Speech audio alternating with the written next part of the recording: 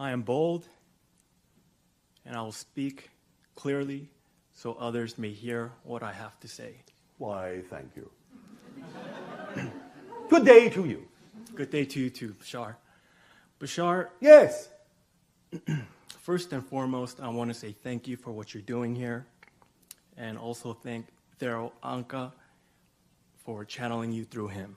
It is our pleasure. It is his pleasure. You are our pleasure. Bashar, I've recently learned about you this year Yes. through watching YouTube videos. Oh, all right.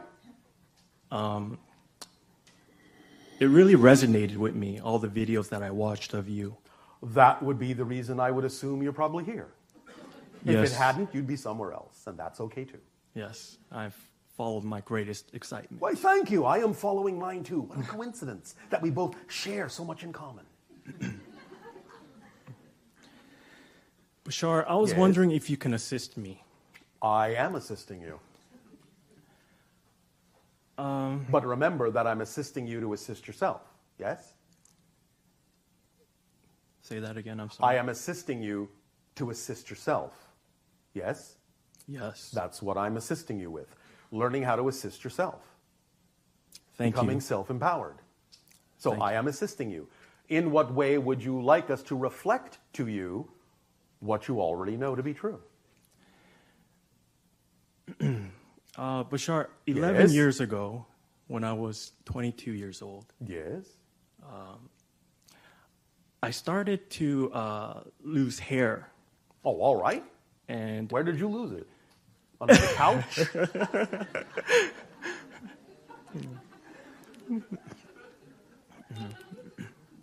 Do you need to hire a hair hound to find it? no, Oh, all right. actually, at that age, Yes. I kind of panicked. Why? And I was born with no hair and never had any. The males in our society have no hair. Ever. Well, that's one of my questions. Why is there hair loss? Well, for a variety of reasons. Everything has an energetic reason, which translates into a physiological reason. But sometimes it is part of the overall theme that you're exploring, and sometimes it's simply allowed to be what is in physical reality, because by choosing that particular incarnation, it was simply something that you didn't even really care about at the time when you chose it, because you knew it would be inconsequential to the idea of your path. So it didn't really matter. Nevertheless, it can be a sign and a reflection of many things, both positive and negative. What do you prefer it to be? Positive or negative? Positive. Well, then there's no cause for panic, is there? Absolutely not. All right, so? Well, at that age, I did panic, and I All begged my right. parents. But you are now a different age. Yes, I am a different age now. So you are no longer panicked? I am no longer panicked, but Then why are we having this conversation?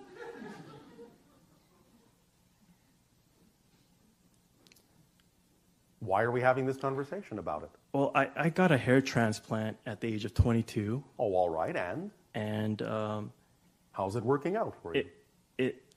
I regretted it the day I got it, and I All knew right. it would be one of my biggest mistakes. Well, again, you have learned something. Many people on your planet will refine the understanding of what they prefer by first experiencing something they don't by comparison. So they have more clarity about what they do prefer. Yes, You can shave it off, can't you? yes, I can. Well, Yes. so not such a big deal, is it? Well, there's kind of shame in Why? having a scar on the back of my head, and Yes. it- Why it- is it shame as opposed to pride in having discovered something that works for you? well, it reeks of insecurity, superficialness. That's what you're saying. Why are you defining it that way? Don't you know how many women on your planet love scars? And think it's very manly to have a scar? Don't you know that? I have yet to meet one. But you know why you have yet to meet one? Because you're defining it as something shameful. Yes, this is where I need your help. Well, I just gave you the answer.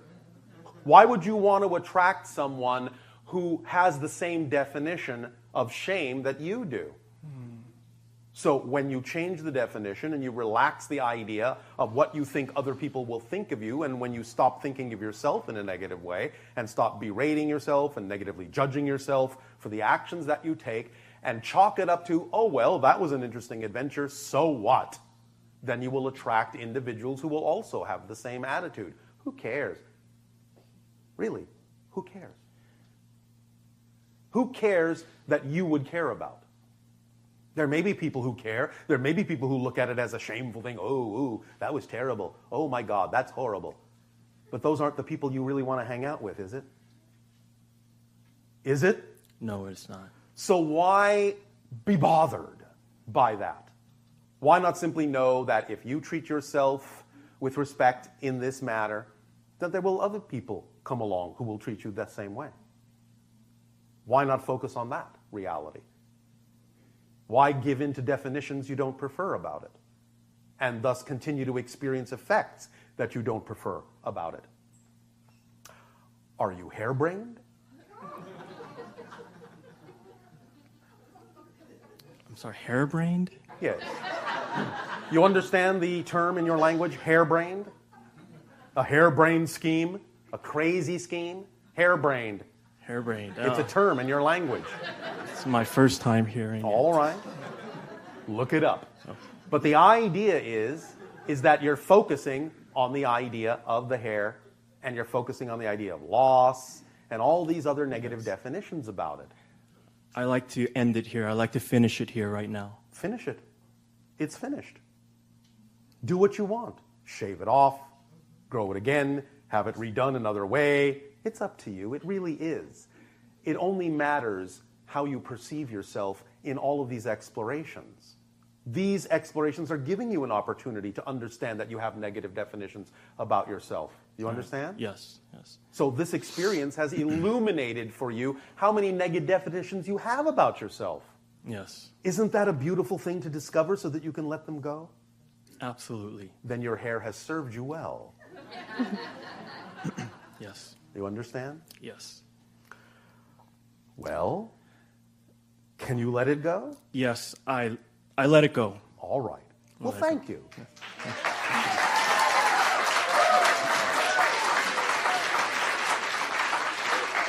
Bashar, Now, you just had an entire audience of people applaud you on this subject. Does that give you some understanding that it's possible? Absolutely. All yes. right. Thank you. Bashar, Yes. my next question has to do with cannabis. Yes. in We've one already of- been talking about this to some degree. Yes, in your videos you say that when you're smoking of cannabis that you don't need to smoke, where you can get I to just that. said it again tonight. The teachers teach you how to feel, how to recognize a particular frequency vibration that allows you to explore other dimensional levels.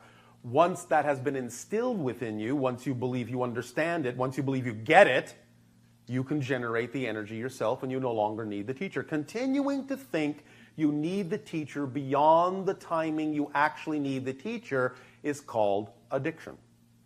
Because what you're doing is saying, I always need this, and then it doesn't become a teacher, it becomes a crutch. And it becomes a reflection of the idea that you're not self-empowered. And that's not what the teachers are designed to do. They're designed to let you know that if you can experience that vibration, you have that ability to create that vibration within you, or you could never have had that experience regardless of what you inhaled. You understand? Yes. So, if you understand it, if you finally get it, all right, once, twice, 3 times the charm, as you say, by then the idea is that you know what that feels like. You can generate that energy just by remembering what that feels like. And as soon as you understand that that's the same thing as being in the state, then you can act from that state and you will have applied the lessons of the teacher instead of constantly going back to school. Haven't you graduated this class yet? The teacher says. I taught you 6 years ago in this class. Why haven't you graduated to the next class? Why are you hanging around, still reading the same textbook over and over and over again? Get out of here. Yes? Yes. Does that help you? Yes, thank you. Why, thank you. Bashar, one last thing. You said that was the last. I'm sorry. Did I just one last thing, Bashar? Okay, but just one. Yes. On November 30th Yes. of this year, I watched one of your videos where you talk about Mozart, Yes. Symphony 7, Movement 2, I believe. First 3 minutes of that part. Yes. But it wasn't Mozart. I'm sorry, Beethoven. Yes. Yes. Well, I was listening to that on YouTube. There's a 30-minute loop of it. Yes. And? And well, while I was meditating, you said to wash away all emotions, all negativity that you have, Yes. and whatnot. It's a permission slip. Yes. If it works for you, wonderful. If it doesn't, that's fine too. And so I meditated to that, Yes. and I experienced so many different emotions. I was crying, and That's good.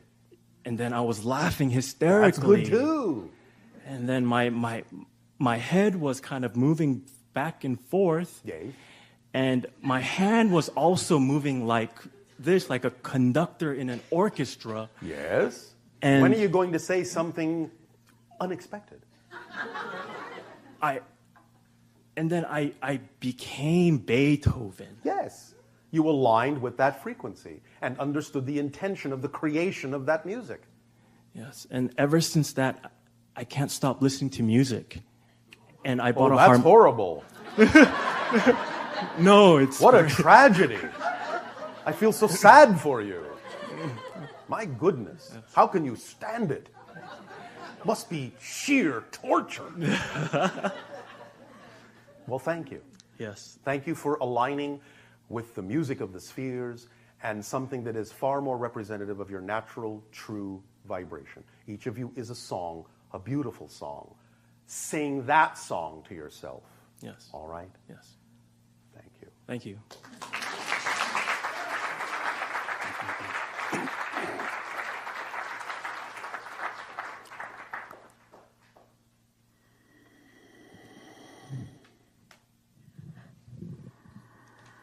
Hello, Tadeo. Nania! We have a question from our Ustream listeners. All right. And that question is, can you speak more on the comet Ison and what happened with that comet? Well, it's still happening. It is still in its trajectory around the sun, close to your planet, relatively speaking. And again, the idea is that whatever magnitude of brightness it may display can be, again, a permission slip symbol of the raising of the frequency of your collective consciousness more and more and more. It is a representation of timing in that sense. And, oh, by the way, it's a comet! Thank you. It's not a spaceship or anything like that. It's a comet. But the idea is it's a symbolic representation of your collective consciousness to show you the timing of the year of transformation and to give you an understanding by its reflection of how much you have changed vibrationally. In that sense, it's like sending off sparklers or lighting your birthday candle. So the idea thus then is to take solace and assurance from the understanding that it's a reflection of how much you've changed and how bright you are shining now.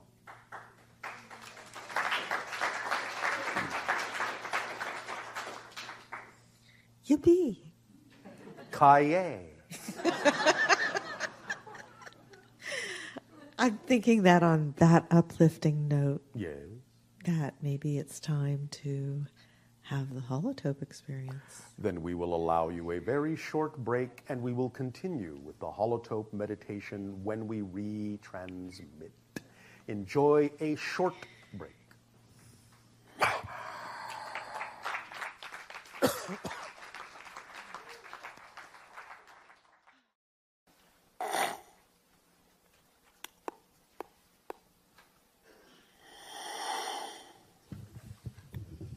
I see a massive rush to, not everyone has to go right away. If you like your seat, you know. Okay, so whatever you all want. So who would like to go first?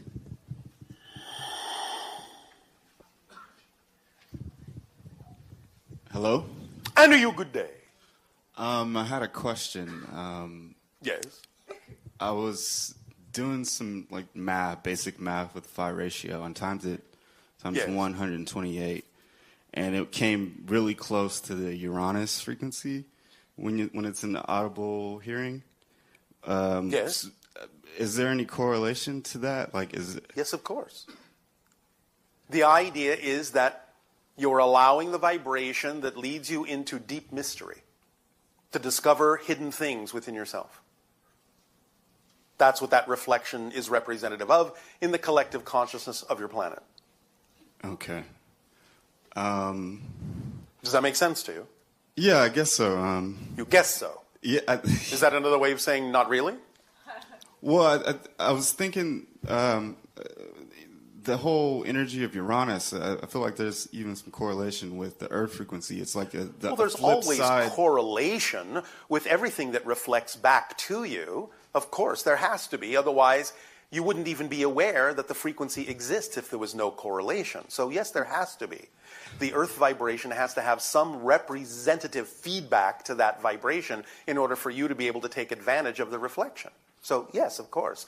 But the point is it symbolically, archetypally represents a specific frequency that has to do with revealing hidden mysteries within your consciousness. Okay. Does that make more sense? Yeah, that should be good. Yes? Yes. All right. Anything else? I think that should be it. You sure? I can't think of anything at the moment. Oh, all right. Thank you. You're welcome.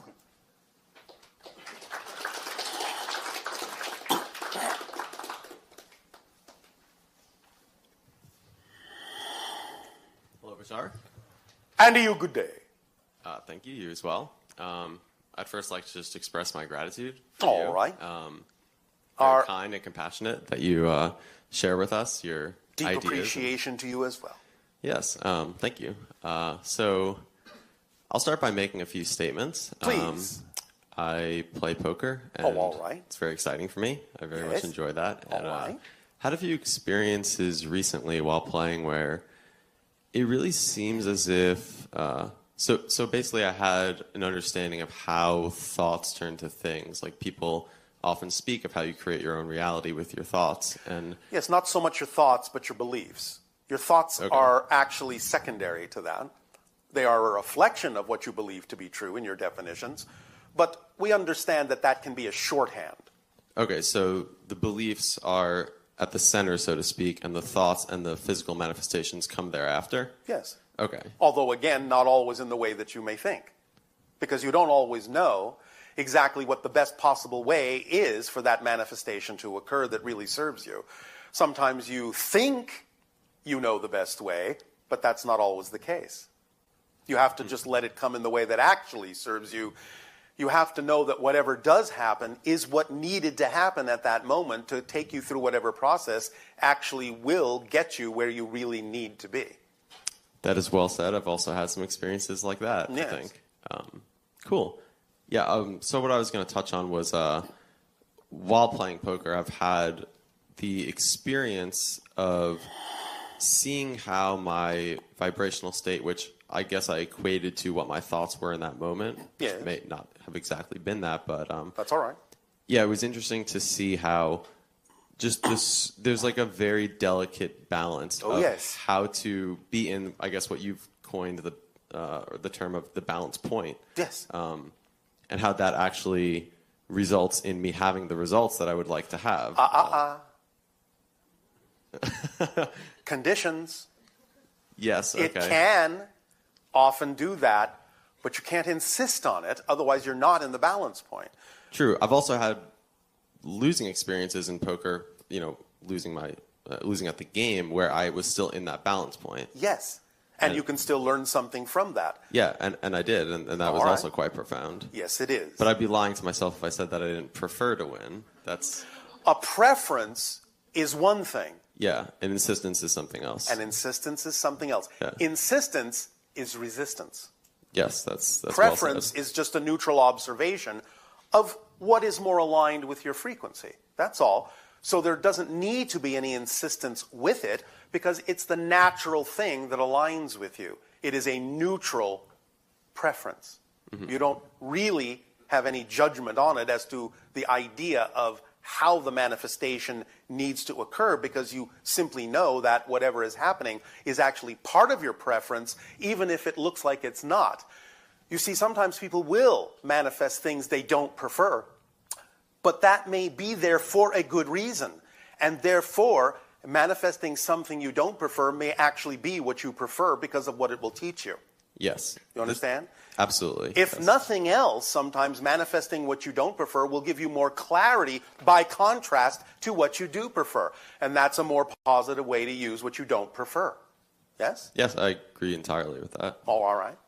And so the balance point that you are talking about and allowing yourself to remain in that balance point is what actually gives you, to use your own terminology, the best possible poker face. Well said. Yeah, so... because then nobody knows what you're thinking. Because you almost aren't thinking at all. Yes, there's... So the best way to prevent people from knowing what you're thinking is to stop thinking. It's hard to argue with. I'd have to agree. This is taking the game to a whole new level. It is. I've really felt that way over the recent past, but this is, I guess, an affirmation of kind of already what I've sort of experienced. I didn't, I suppose, need an affirmation, but I just thought it would be a fun thing to share with you. All right. Thank you. Yeah, absolutely. Anything else? Yes. So I had a really fascinating experience. I drank ayahuasca a couple weeks ago. And talk about playing poker. I'm not sure I catch the reference.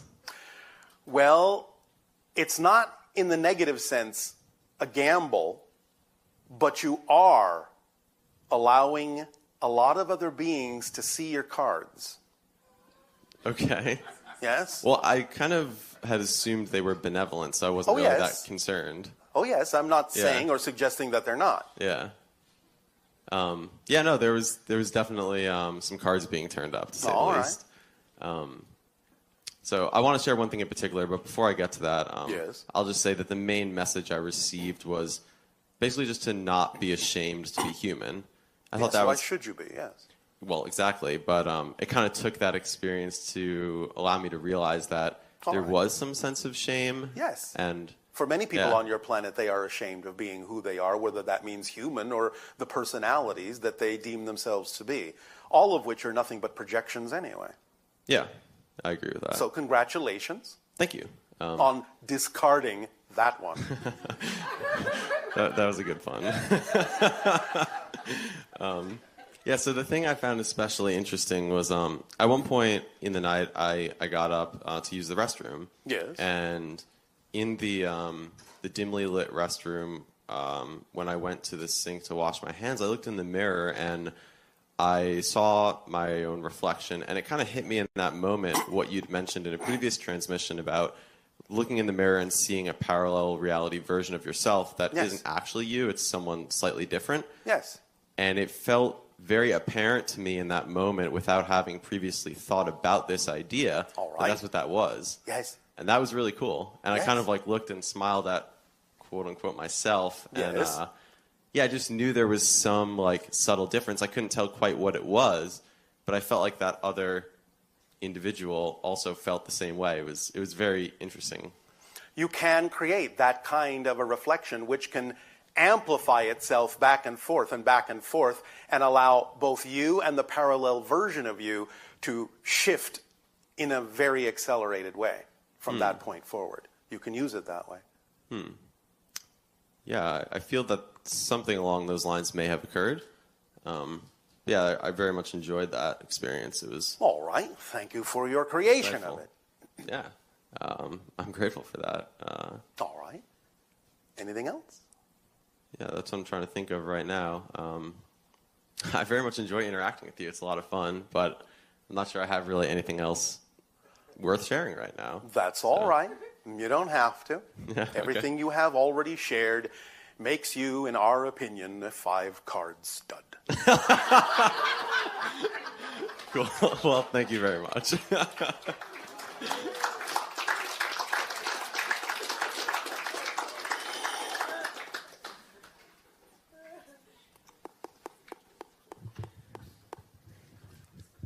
Hello, Bashar. And a you good day.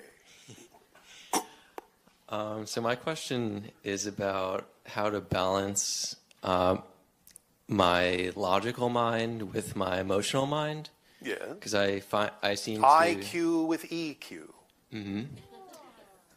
I seem to get out of balance either. You seem to? Yeah. Or do you choose to? Which way feels more self-empowered?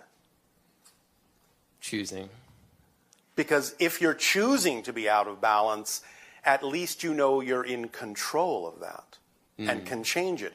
When you say, well, I seem to be, you're giving up your power to some random concept that doesn't allow you to know that there is any probability of really changing that.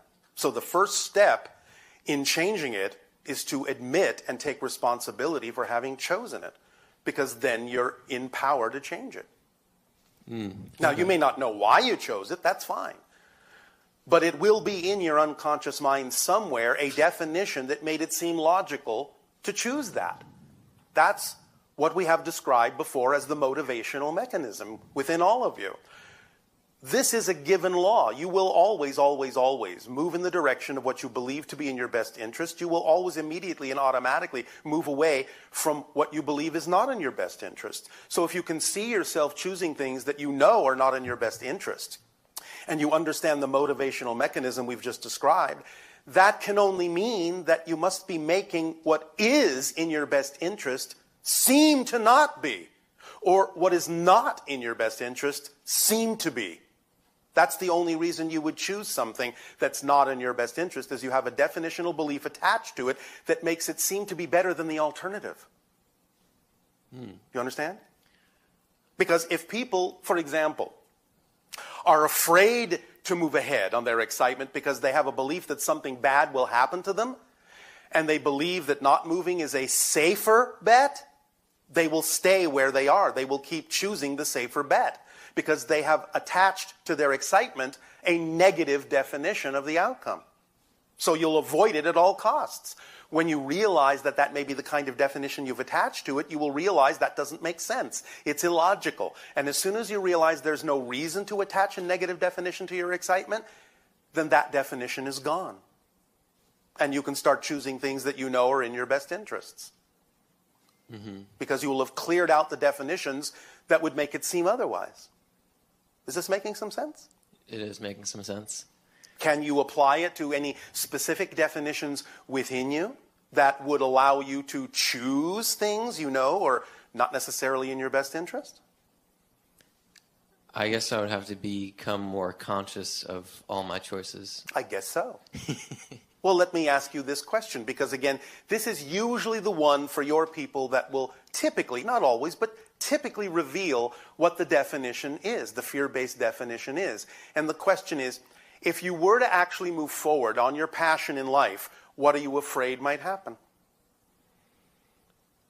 What are all the reasons you create for yourself to not move in the direction of your preference, of your excitement, of your passion? Running out of money. Running out of money. Oh, all right. Are you saying that that's not an exciting thing? It could be. It could be the best thing that ever happened to you. How do you know? That's a good point. Thank you. It could be. You see, this goes back to what we say about your definitions, because we understand how things work on your world in general. But the idea is that many of you become way too focused on one particular way in which things work when there are other ways. And you're not allowing your definition to be broad enough to include the other ways. When you focus only on one symbol of abundance, such as money, not invalidating it, not discounting it at all, but it's only one symbol. There are other symbols of abundance, other symbols of support. But when you only focus on one as if that's the most important one, you are closing the doors through which other forms of support and abundance could come. Because you're saying you won't recognize them. If it's not this, I can't be supported. I don't understand how I could possibly be supported if it doesn't come in this form. That's a very limiting and restrictive belief system. But when you understand that abundance is simply one of the natural tools of excitement, and it will bring you whatever form of abundance and support you need to continue to act on your excitement, then you can relax your definition and open all the windows and doors and let abundance come in all its forms. Sometimes somebody may just give you something. That's a form of abundance, you know. Mm-hmm. Yes? Yes. Sometimes synchronicity will bring you information that you need at exactly the right time. That's a form of abundance, you know. Yes. So why not let more forms of abundance come into your life rather than worrying that you might lose one particular form? That Yes? sounds like a good idea. Well, I thank you. The idea is that if money needs to be there, then the right amount of money will come, but it may not be sufficient to allow for the big picture, but the rest of the other forms of abundance will fill the other spaces. So that sometimes it may be, well, you just need this much money, and you need this much gift, and you need this much synchronicity, and all together, you've got your support. Mm-hmm. If it needs to be all money, that's what will come, because that will be the path of least resistance. But your first clue that it might not be the path of least resistance is, it's not coming. That's your moment to look around and go, could there be other forms of abundance that I could allow in? That's where your imagination opens up. Because when you're on the level of the vibration of your passion, you will actually be capable of thinking, of imagining other things that might bring other forms of abundance in. But if you're only focused on one form, you are actually not only closing the door to other forms of abundance, you're closing the doors in your imagination to being even capable of imagining how other forms of abundance could come to you. So you will not even conceive of opportunities you could be acting on that could give you everything you need, because you will not allow them to be visible, because you're not in the correct frequency. Mm-hmm. You cannot perceive what you're not the vibration of first. This is just physics. Mm-hmm. You have to be that frequency first. And when you are, all sorts of things that are commensurate with that frequency will come to you. You'll think of things. Other people might call the things you imagine crazy, but that doesn't mean they won't work for you. They don't have to work for them. They just need to work for you. Mm-hmm. Is this making some sense? Definitely. Is this helping? A lot. All right. Anything else? So do you think it would be wise to just follow my highest excitement and not be concerned with societal expectations? Let me think about that for a moment.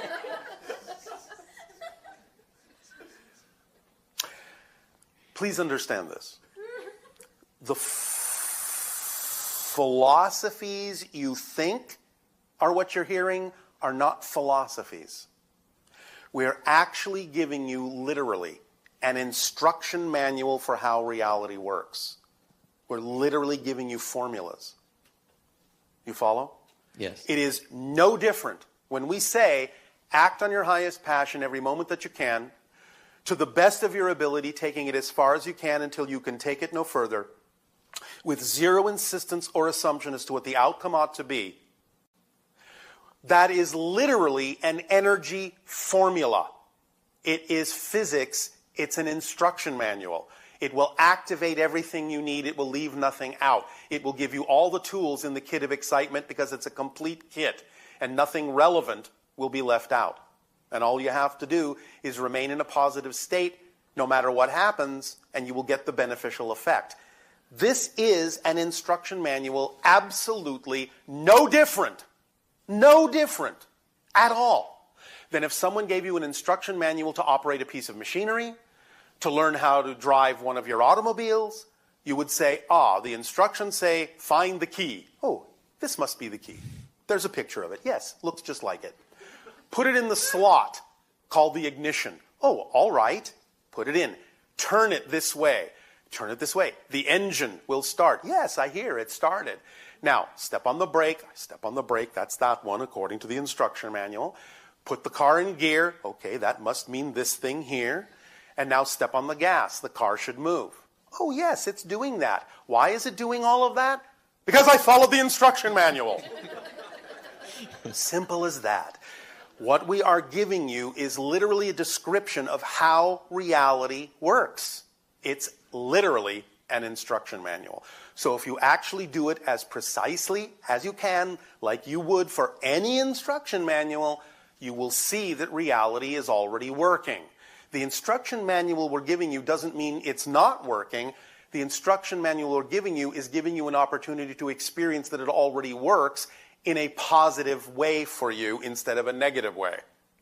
Because synchronicity is always working, but you can experience negative synchronicity or positive synchronicity. Does that make sense? Yes. So, if you really understand that this is an instruction manual and you just follow the instructions just as you would with any machine, you will see it's that simple. It works. Does that help? Yes. Does that answer your question? It does. Can I ask one more question? That was a question. You want to ask another one? One more. Yes.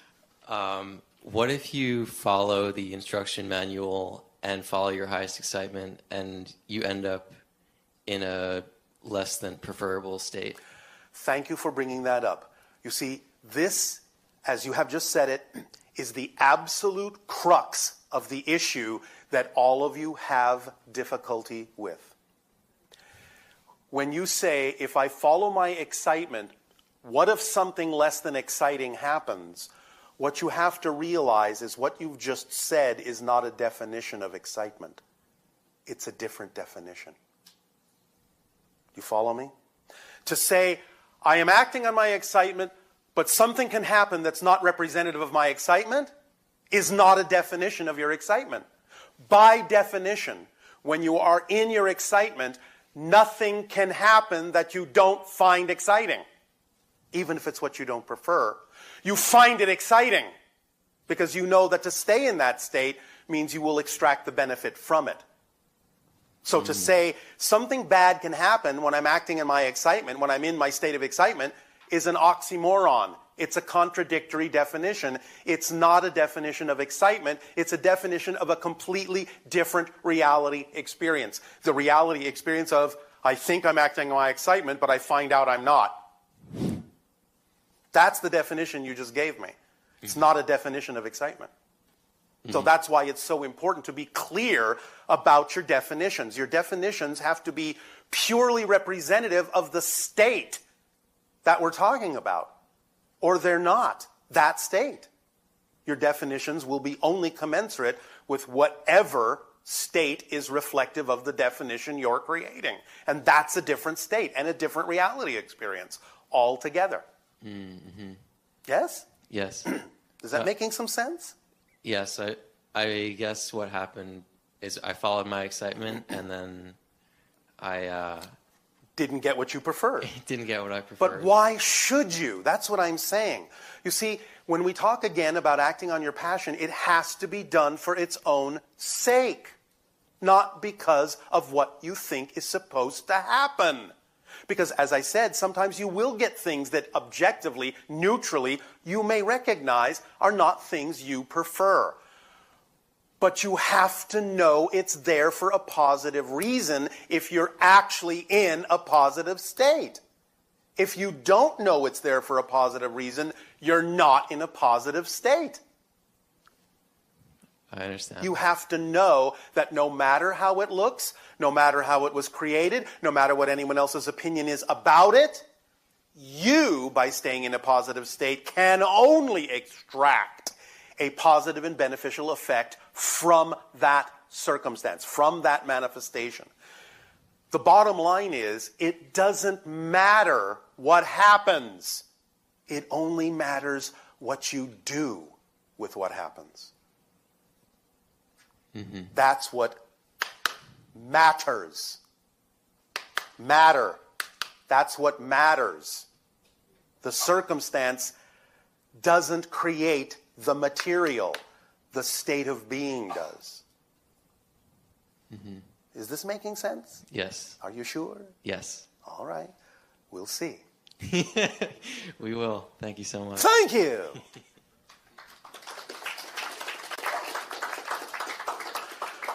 All of these concepts and all of these instructions in the instruction manual are actually very simple.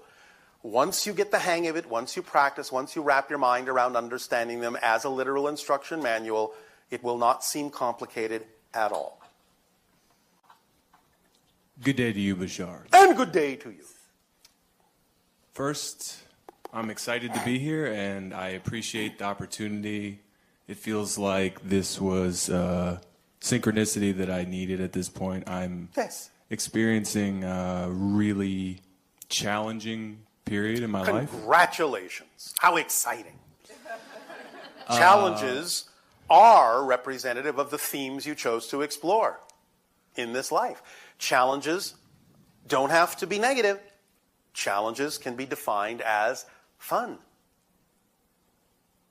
Part of what I'm thankful for is the fact that over time I learned that sort of attitude from your teachings. Yes. But this particular challenge I'm having Yes. is not something that I'm finding. Well, would you care to share some specifics? My best friend and partner for my entire adult life Yes. committed suicide. All right. Because? She spiraled out of control. Because? I think that's part of what I'm asking for your... Because she was never given the tools to understand how self-empowered she was. You understand? I tried to bridge that gap with her, and we Yes. made some friends who seemed to be synchronistically drawn to us at the time when Yes. we would need that kind of support. But it wasn't enough. It did not. Understand that when people are not raised understanding the tools, they also may not have the tool to understand the tools. In other words, they simply have created a reality where they make it incapable of learning the tools. That can be one of the things that they've learned, Right. is you can't learn anything else. Yeah, that was, she was All right. pretty stuck. All right. But you understand now she's not. She is a free spirit and understands now the dynamics that happened in the life and understands how to add that knowledge to her spiritual growth. Yes? You understand that she's okay now. I struggle with that. Why? What are your beliefs about the idea of transitioning into spirit? So people have told me different things. I've heard Yes, that such as? people who commit suicide are stuck in a karmic loop where they have to resolve the thing that they refuse to acknowledge. Excuse me, you can't hear it, but I'm laughing. That is an idea that someone can choose to experience, but it's not an automatic thing. It's only based on whatever the strongest beliefs are of the person who made the transition. Now, let's give the most extreme scenario in, let's just say, religious terms, because that's something relatively familiar to most of you. Right. Many people feel that, all right, I've been a bad person, and when I die, I'm going to go to hell. Sure. Understand that in spirit, physical materiality, while it sort of can still be experienced in some way, is not really physical in the way you understand physicality. And time and space are much more flexible than what you experience in your physical life. Sure. So even if someone crossed over and found themselves standing in the fires of hell, the instant they went, oh, I really don't prefer this at all, they would be out of it. Because there's no time lag in spirit. And that instant transition to something different would be the first lesson in understanding that it's their choice to create their reality as they see fit. So while your friend may have, at first, experienced a little bit of a jolt of whatever the belief systems were that made it seem to be the logical choice to take her life, the instant she realized that that was not necessarily something she preferred, she'll experience something completely different. And most everyone will go through what you classically call life review. There's no judgment on it. You just automatically understand all the things and all the choices and all the consequences of the choices, and you, in a sense, sort of re-experience them, but from a different point of view, a little bit more of a detached point of view. It's kind of like sort of being given a refresher lesson about what happened and what you chose and what you did with it. But there's no judgment on it. You will understand, all right, well, I made some choices that weren't necessarily to my benefit in the way that they could have been, but I can still learn from that, and I can still grow from that. And therefore, it's okay. And when people get into spirit, one of the first things they experience is they really don't want any of you to worry that they're not okay. Because they are okay. They really are. You follow? I follow that she's okay. I don't feel okay. Well, I know. But that's only because of your definitions of what's going on.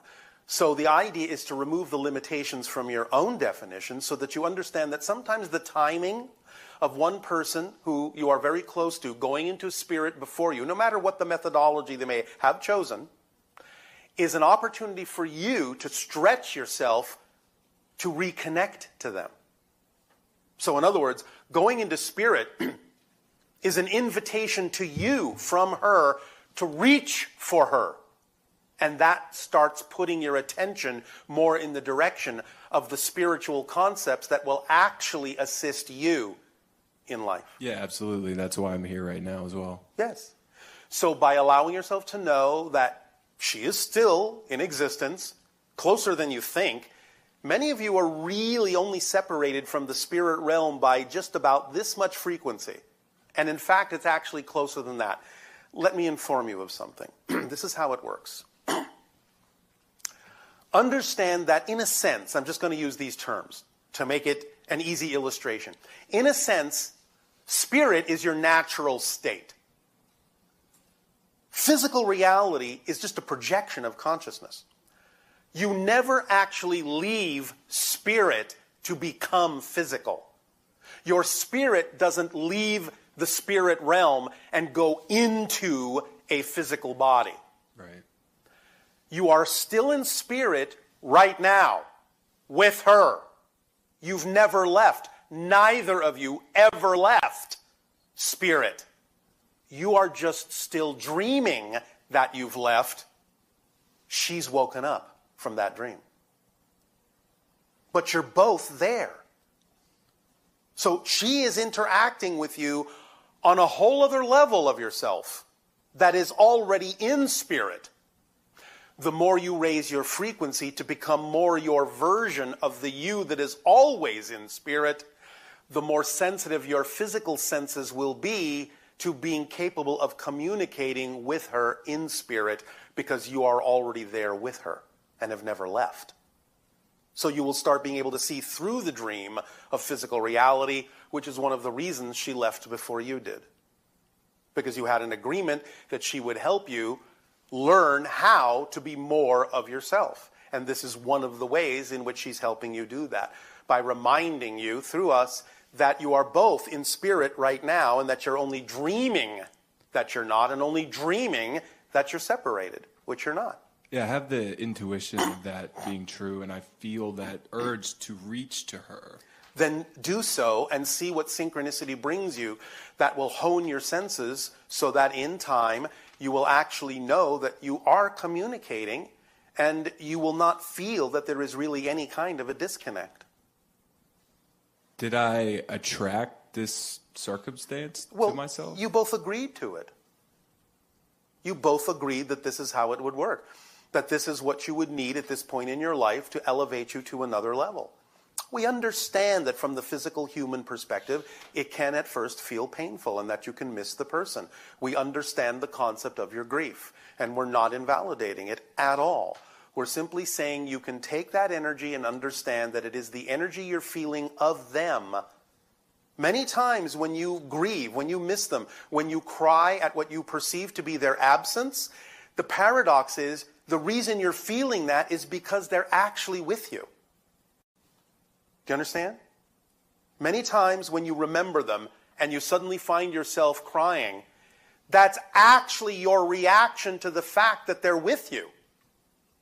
because you're interpreting the fact that they're with you as they're not being with you. And that's why it goes into grief, instead of actually feeling their energy and going, oh, you're here. Do you understand? They are actually present with you when you're grieving. Right. That's what you're feeling, and that's why you grieve. You grieve because you sense their presence, except you're sensing it through a negative filter, a negative definition that they're not with you. Yeah. I have a strong belief in life extension and quality of life extension. So Yes, I yes, imagined us living together for hundreds of years. You will live together forever, just not always in the same plane of existence at the same time, but that doesn't mean you can't be in touch. Would you grieve as much if she simply had moved to a different city than you? No, I was mad the last time I saw her. And I would have still been mad if I hadn't come to understand what happened to her after. All right. But again, moving into spirit is no different than moving to a different city, that's all. It feels a lot more permanent and And separate. why does it feel that way? Because of what you've been taught to believe about the idea of the difference between physical and non-physical reality, when there isn't as much difference as you think. Right. That's another tricky part of this is, Yes. this has been a long process by which over the last maybe 2 years, my life has Yes. changed dramatically. Yes. And she and I experienced a kind of mutual psychosis that left me searching for something. And Yourself, most likely. I think I stumbled upon more of myself along the way. I experienced improbable and delicate chain of synchronicities that Yes. led me to a new career. Yes. Coincidentally, I'm also now playing poker professionally. All right. Now, let me ask you a question. Yeah. And by the way, this question actually comes from her. Who do you think helped you do that?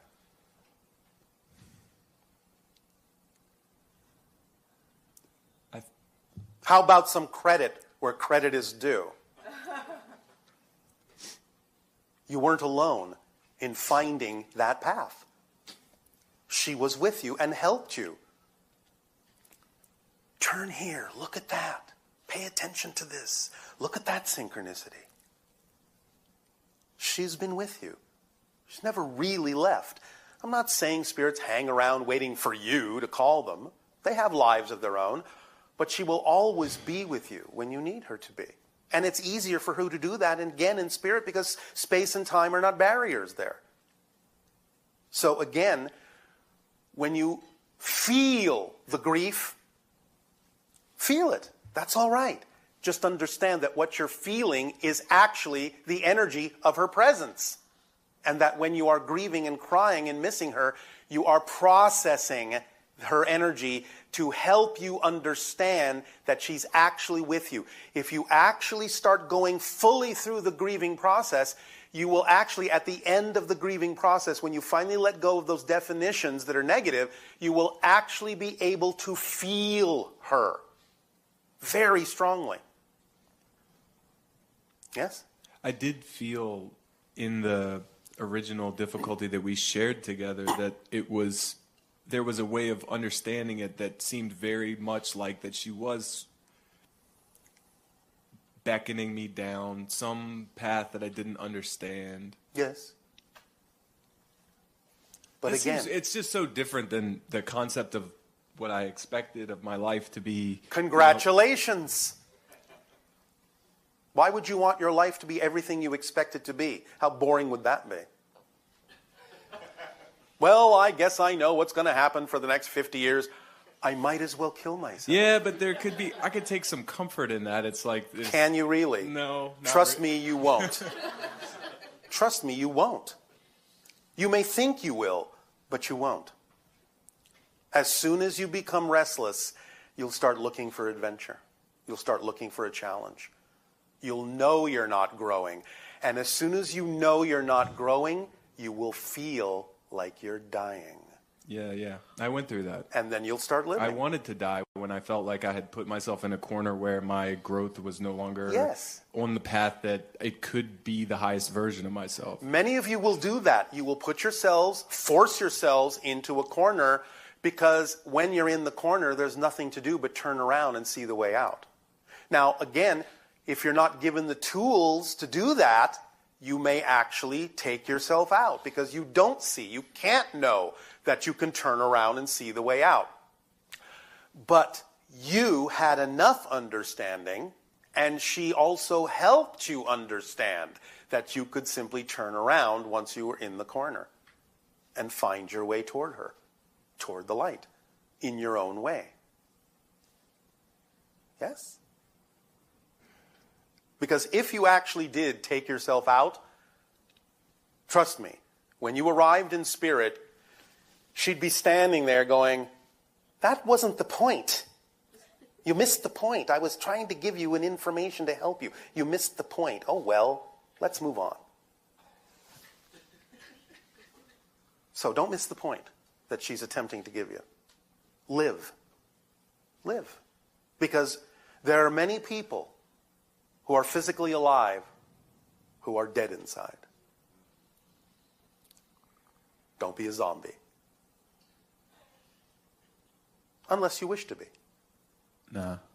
Just remember that a real zombie doesn't eat others. They eat themselves alive. Yes? Isn't that a lovely thought? Keep walking. Keep moving forward. You're fine. She's fine. You're working together still.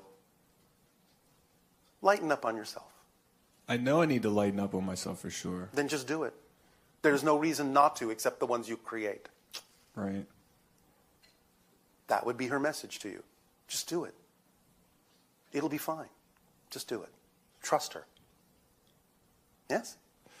Just the way that I connected with whatever flow of whatever essential quality took me from being so low to this life path that I'm really pleased and excited by. Yes. It's such a contrast from making that transformation in myself as compared to now this difficulty that I have.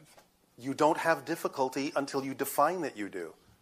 There is no such thing as an inherently difficult situation. Are you saying it would be possible for me to really be like completely okay and happy about this? I am saying it is absolutely possible, and not only possible, but highly probable that you can be absolutely happy and okay about this. Because being okay and happy means you'll be experiencing the things that are reflective of your happiness. It's not that you're going to be happy about the way things are. It's that you're going to be happy about the way things will be when you let yourself get there. So you may not be in that state right now, but you can be in that state. And when you're in that state, things will be experienced differently that will be representative and reflective of the fact that you're happy. Yes? Yeah, I find you don't have to believe it right now. Just keep walking toward it. It's like every day I wake up. Well, that's enough. That's enough. That's enough. Every day, wake up. That's enough. Just keep doing that. The things will come to you that you need to show you where your happiness lies. She's working with you. Let her in. Don't keep her at bay. Don't push her away. Don't be angry. Let her in. All right? That'll do. Thanks. Pleasant dreams. Thank you.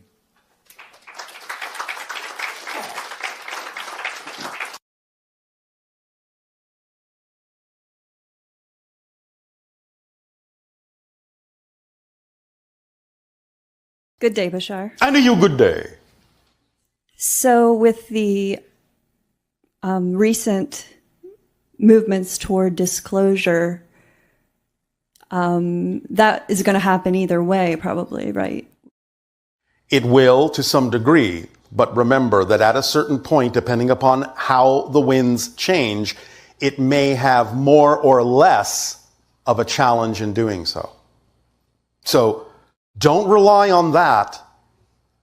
Rely on yourself. Okay. Support the idea of those who are coming out and disclosing what they know. By all means, actively support it in some way, shape, or form. Help them dispense the information to the public. Support them how you can. But at the same time, that is not an alternative to what we said. Mm-hmm. They cannot do it alone. Okay, so we do want disclosure even if our political system doesn't change, or... That's up to you, isn't it?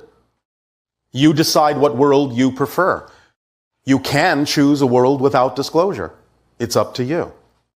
Do you prefer disclosure?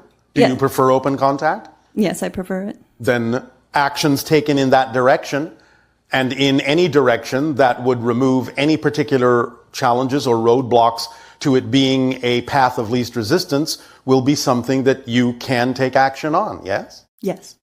So then, is that not something relatively obvious? Yes. All right. And so?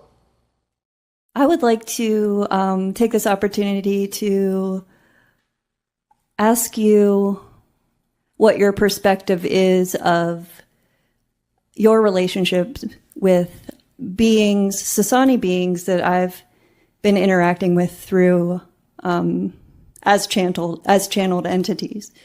Bori, Ryok, and Shikoi. Can you make any connectional links to what your relationship is to those beings? Shikoi is something that is primarily focused on connections to the natural world. Do you understand? Yes. Nature. That is the vibration that being prefers to discuss. The others have to do with hybridization agendas and the evolution of your planet transforming into the sixth hybrid race. Okay. Is that what you mean by our relationship? So you're working with them as well? Not directly. Earth. Okay. Not directly. But we all work together in a variety of ways according to our own preferences and our own passions. It all goes toward the idea of sharing information that can allow you and other civilizations to adopt different perspectives that can allow you to live a more positive and constructive and powerful life. So no matter in what way different members of my society may choose to interact with different members of your society or other societies among the stars, it is all generally for the purpose of connecting as family and expanding our collective consciousness. Yes? Yes. Okay. And so, does that answer your question? Yeah, thank you for sharing that. Of course. Anything else? Yes. I was wondering if there would be any benefit for you to open the channel's eyes and have that be how you are being channeled instead of having them closed? Not at this time, because the process of transformation for the channel is that when his eyes are open, he will be channeling his own higher mind. Okay, thank you for explaining that. Yes, this is why he is, bit by bit, learning to become a public speaker in his own right as well. Oh. Now that he understands many of the principles, he can talk relatively eloquently on them himself without necessarily needing us to guide him at this time. Therefore, this is part of his transition so that he feels more of a difference between us. I see. I am going to be 42 years old soon. Oh, what a baby, what a child. Mm-hmm. And I know there's a version of you that's also 42. And I was wondering if you could give me a fraction of the amount of perspectives that you experienced at age 42 over or under the amount of perspectives I have experienced in my version of being age 42. In my experience of 42, as you say, of course, our years being different than yours. So do you mean in your years or our years? Just how many perspectives that you've experienced in your lifetime? Like how many frames? In my lifetime, up to what age? 42. Oh, all right. 5,247. That's how many perspectives? Yes. So it's not, we don't have a different perspective billions of times per second? You do, but we assume that when you use the term perspective, you are still talking about something that lasts for some duration in linear time so that you are aware of the fact that there is a different perspective. Oh. Because even though the perspective shifts billions of times per second, you're not necessarily completely conscious or aware of that. You experience it only as a smooth continuity expressed as time. Okay, I see. And how many have I experienced? At 42? Yes. About 2,457. Okay. Does that mean anything to you? Yeah, kind of. I mean, you're able to experience. You understand that you can't actually compare the two. Oh. Because it depends upon your process, your theme of exploration, as to how many times you choose to do that. One has absolutely nothing to do with the other, because our processes are different. Oh, okay. Yes? Yes. All right. So it's not a measuring device. Okay. Well, some of those frames that we can't sense, are they like having physical contact with extraterrestrials? Me? Like the ones that I can't sense? Yes. In some cases, yes. So, like right now, I could just be missing it, but we're actually having physical contact. Well, we would assume that in this conversation, you wouldn't feel like anything is missing, since you're having contact right now. Yeah, I know, but I mean with a physical form in a way, like of you. Of us specifically? Or any type of extraterrestrial. What is it you're asking? Like, are we actually, like, right now having physical contact with an extraterrestrial? Some version of you is, yeah. Okay. We just can't sense that right now. Correct, because it's not part of your process right now to do so. Okay. I have one last question. Yes. I have had a lot of powerful dreams where I would be playing music and sleeping. Yes. And that wasn't in the dream. I was actually playing music and sleeping with the music on. Oh, yes. And I also used to be able to make my son laugh when he was asleep, when he was young. Yes. Like just by kind of tickling him and talking to him in a voice.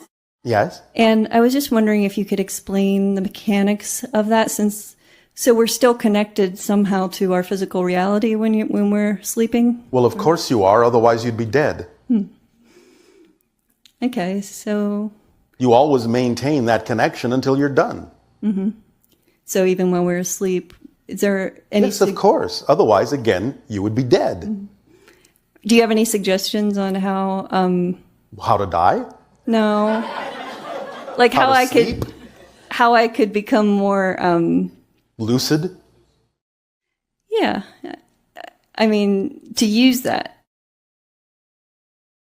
state of being, like to become more lucid. More in the closer to quasi-physical.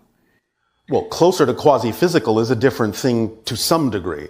Although by following your passion, following the formula the best you can with no insistence on the outcome and remaining in a positive state no matter what happens so you can extract the positive benefit from whatever happens, is the way to accelerate your vibration, raise your frequency, become more aware, more lucid in the physical dream as well as perhaps in what you call the nighttime dream, and accelerate you as an evolutionary step towards becoming more quasi-physical in the same way that we are, although that won't necessarily be achieved by the society as a whole for many hundreds of years.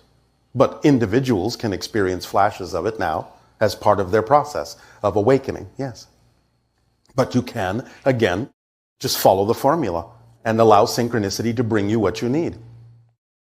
And anytime you may find yourself hesitating to receive it, stop and use that moment and find out what belief systems within you might be working that are out of alignment with who you prefer to be, that are preventing you from experiencing what you may prefer to experience. Yes? Yes. Does this help? Yes. Pleasant dreams. Thank you.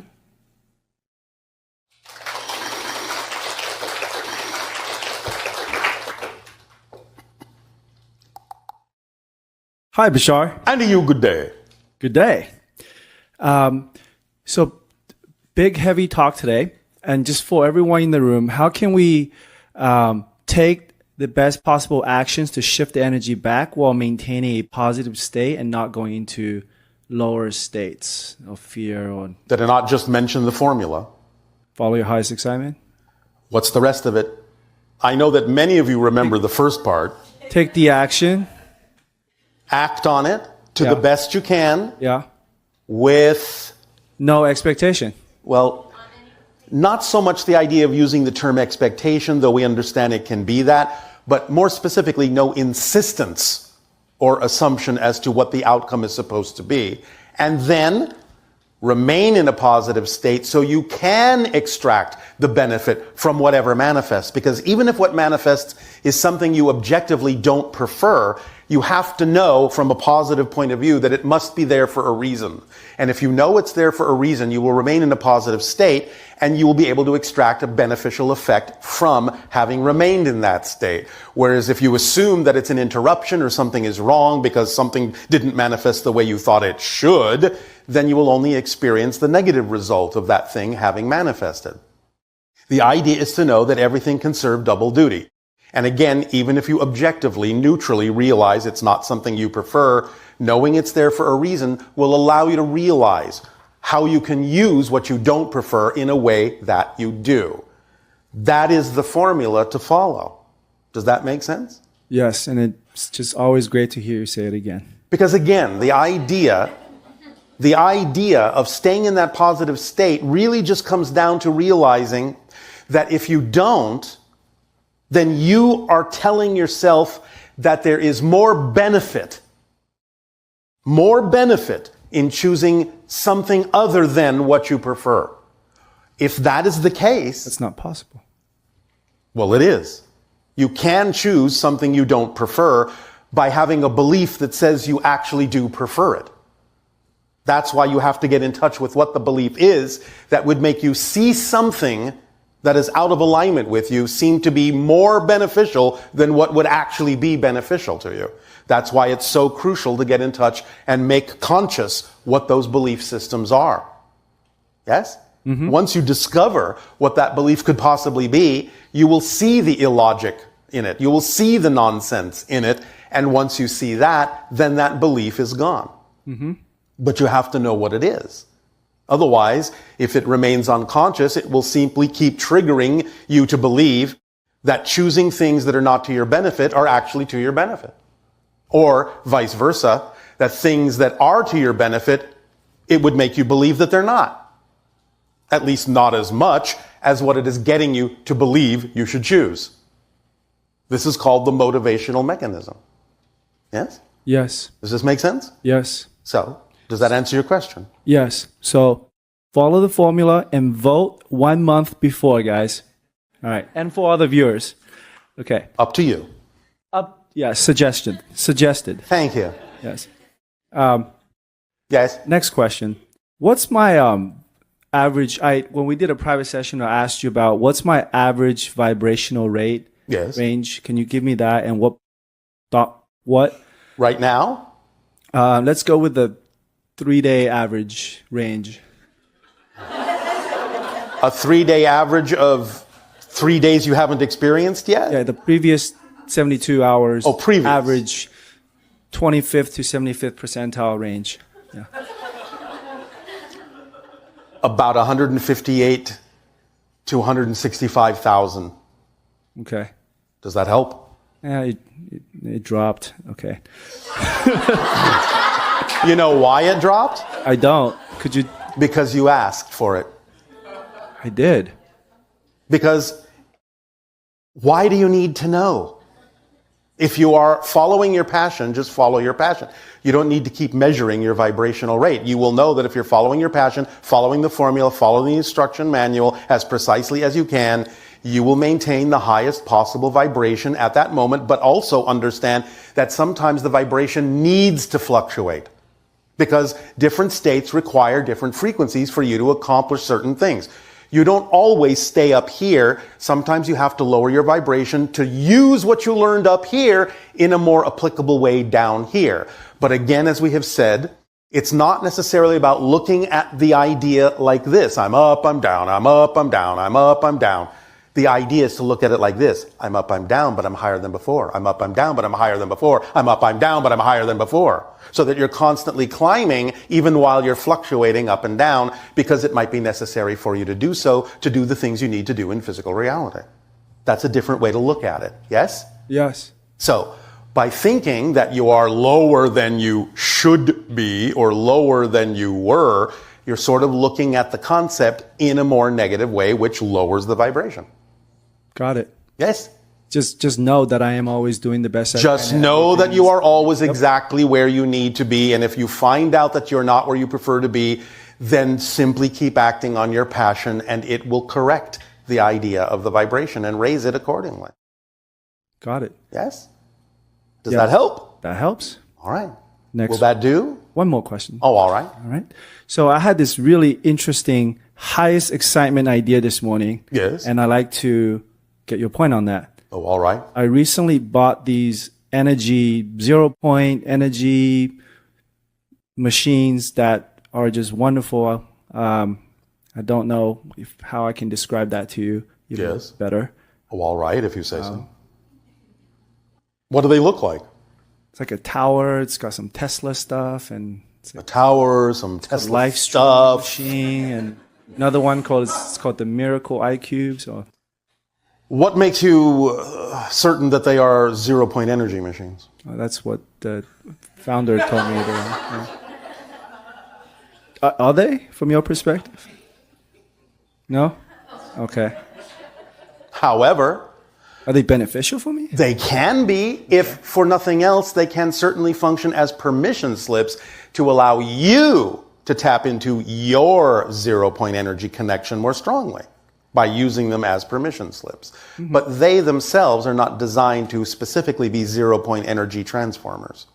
They do tap into 0 point energy to some degree, but not necessarily in the way that you might think and not necessarily in a way that can be immediately applied in your physical reality. Okay, but okay. Yes.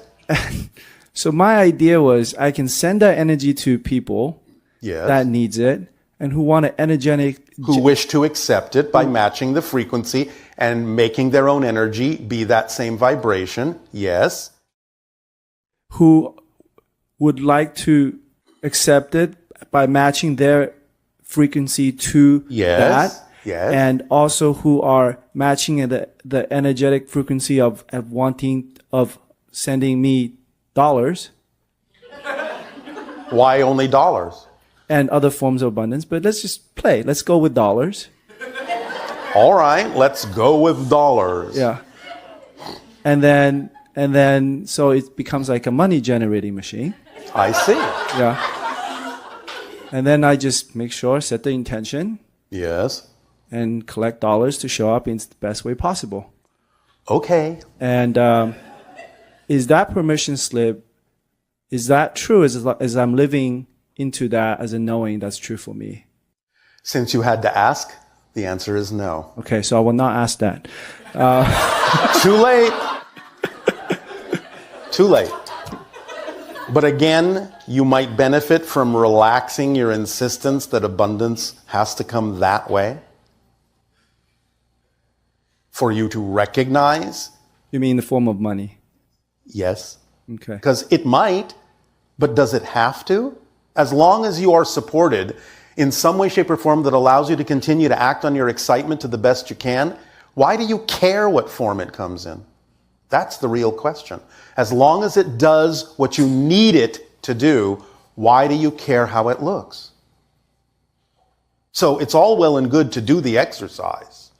But when you narrow it down too specifically, you might actually be short-circuiting your own permission slip. Why not let it be broad and bring you abundance in any form that it can?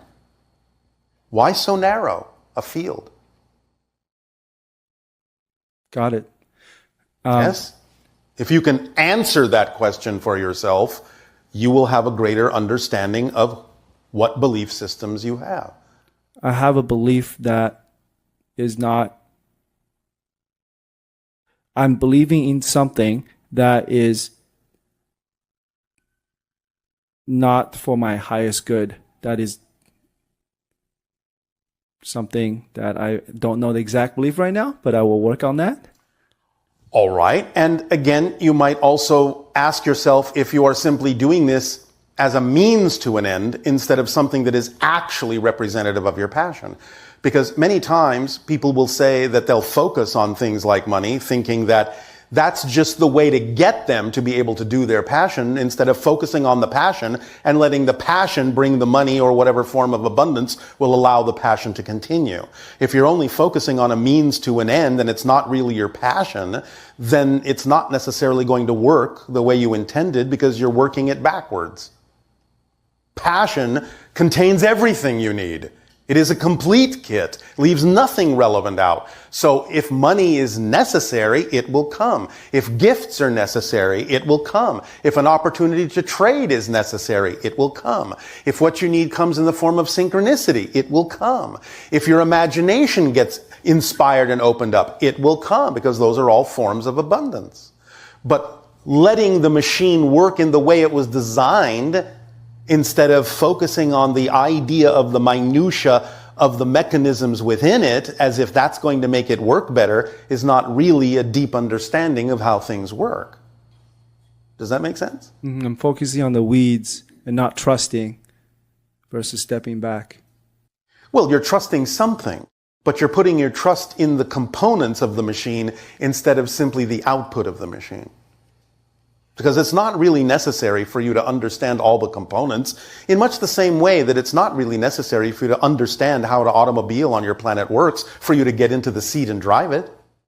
You're focused on the output. When you go to your car, it's just, this is going to take me somewhere. You don't go, well, let's see, I'm going to stand here, and first I'm going to figure out how the drive shaft is connected to the engine, and how the spark plugs work, and how all these different pistons go up and down, and what kind of fuel they're burning, and I'm going to make the car work by understanding all of that.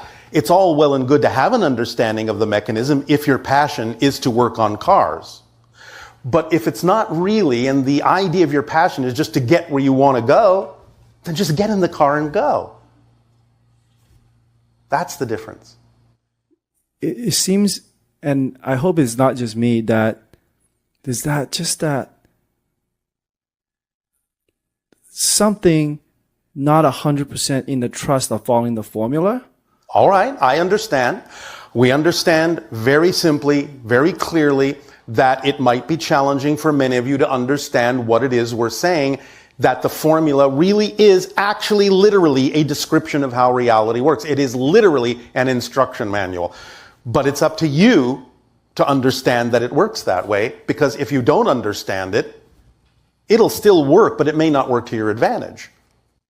Right, and I'm trying to align my understanding to that. Yes. Through knowledge and through... That's fine. And through some kind of experiments to... All right, that's fine gather. Too. That's fine too. But the experiment needs to be designed for the result you prefer. Not setting yourself up. Correct. Okay, because you're always getting what you believe in. Exactly. Yeah. Okay. Thank you. Welcome. One last one. Oh, another last one. Yeah. Really, really last one. Really, really last one. All right, well, we'll see. Last time we talked, I asked you, what is my role in this hybridization agenda? He's like, nah, you probably don't want to know. If it's still in my highest good not to know, please don't say anything. If it is in my highest good to know, can you tell me what it is? Bye-bye. All right, I'll take that. Thank you. Thank you.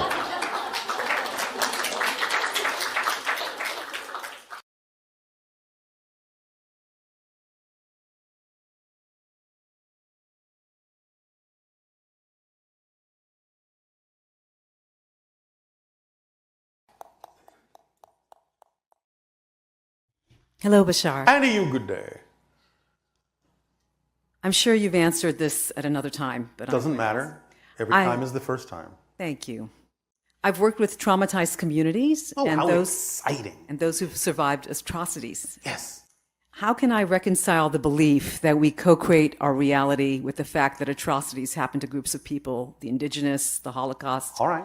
I have a hard time believing that all these people created their atrocities. If you were teaching these principles to people in a refugee camp, Yes. People who survived atrocities, who witnessed their family members shot by ISIS, for example. Yes. What more would you say to them? How would you explain to them what happened? Or at least, what would you say to me, someone who has worked with survivors and All right. wants to bring these teachings to them in a way that they could hear? All right. Well, there are many approaches to this, and of course, the approaches may be different for different people.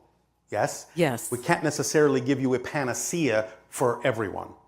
I understand. But the idea in general would be perhaps to begin with the understanding that what we're saying is not that someone necessarily wants those specific things to happen, but those things happening are the result of holding on to negative belief systems in general that then cause that to be the most probable result of those fear-based belief systems. That's a very generalized concept. But the idea also can be approached on a more individual level, and I understand that many people on your planet may have a challenge with this at first, that's all right, but by asking the question, what have you learned that you otherwise might not have learned had this not happened this way? And after that discussion, can you use your imagination to imagine some other way you might have learned this rather than that way? Because all these things are about learning lessons, and some of them are about learning the lessons of how not to learn the lesson that way anymore. The idea sometimes is that souls will choose to be born into what you call hardships and experience atrocities because many of them figure that through the idea of numbers, ultimately, if enough people on your planet go through that, will it make you stop? Will you finally get sick and tired enough of doing that way and change what you need to change so that those things don't happen that way again?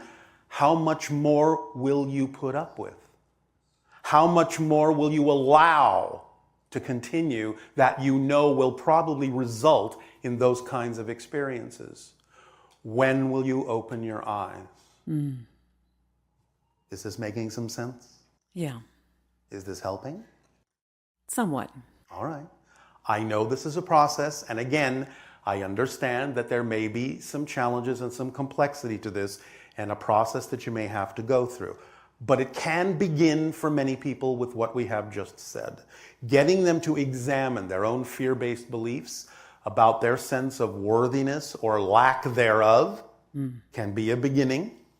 And again, please understand, it doesn't excuse a perpetrator for someone to realize that they need to take responsibility for their part in co-creating an experience that they may not prefer. That's not an excuse of the perpetration. Yes. Because it's up to the perpetrator to be strong enough to refuse the call from someone who considers themselves to be a victim. Because it takes a victim to make a victim. You understand? The chain must be broken by someone willing to finally take responsibility for their part in the co-creation before their eyes can be open enough to realize that the perpetrator is also a victim. Yeah. Yes? And when you understand that, you'll be able to break the cycle. I understand it in myself. I've had a hard time teaching it to people who are themselves. I understand Identified again with that it victims. may be a challenge for many people because of the belief systems they have ensconced within themselves. Because for many people on your planet, they have been taught that it's much easier to simply continue to play the victim card. But that's actually a belief in lack of self-empowerment. That's where it starts.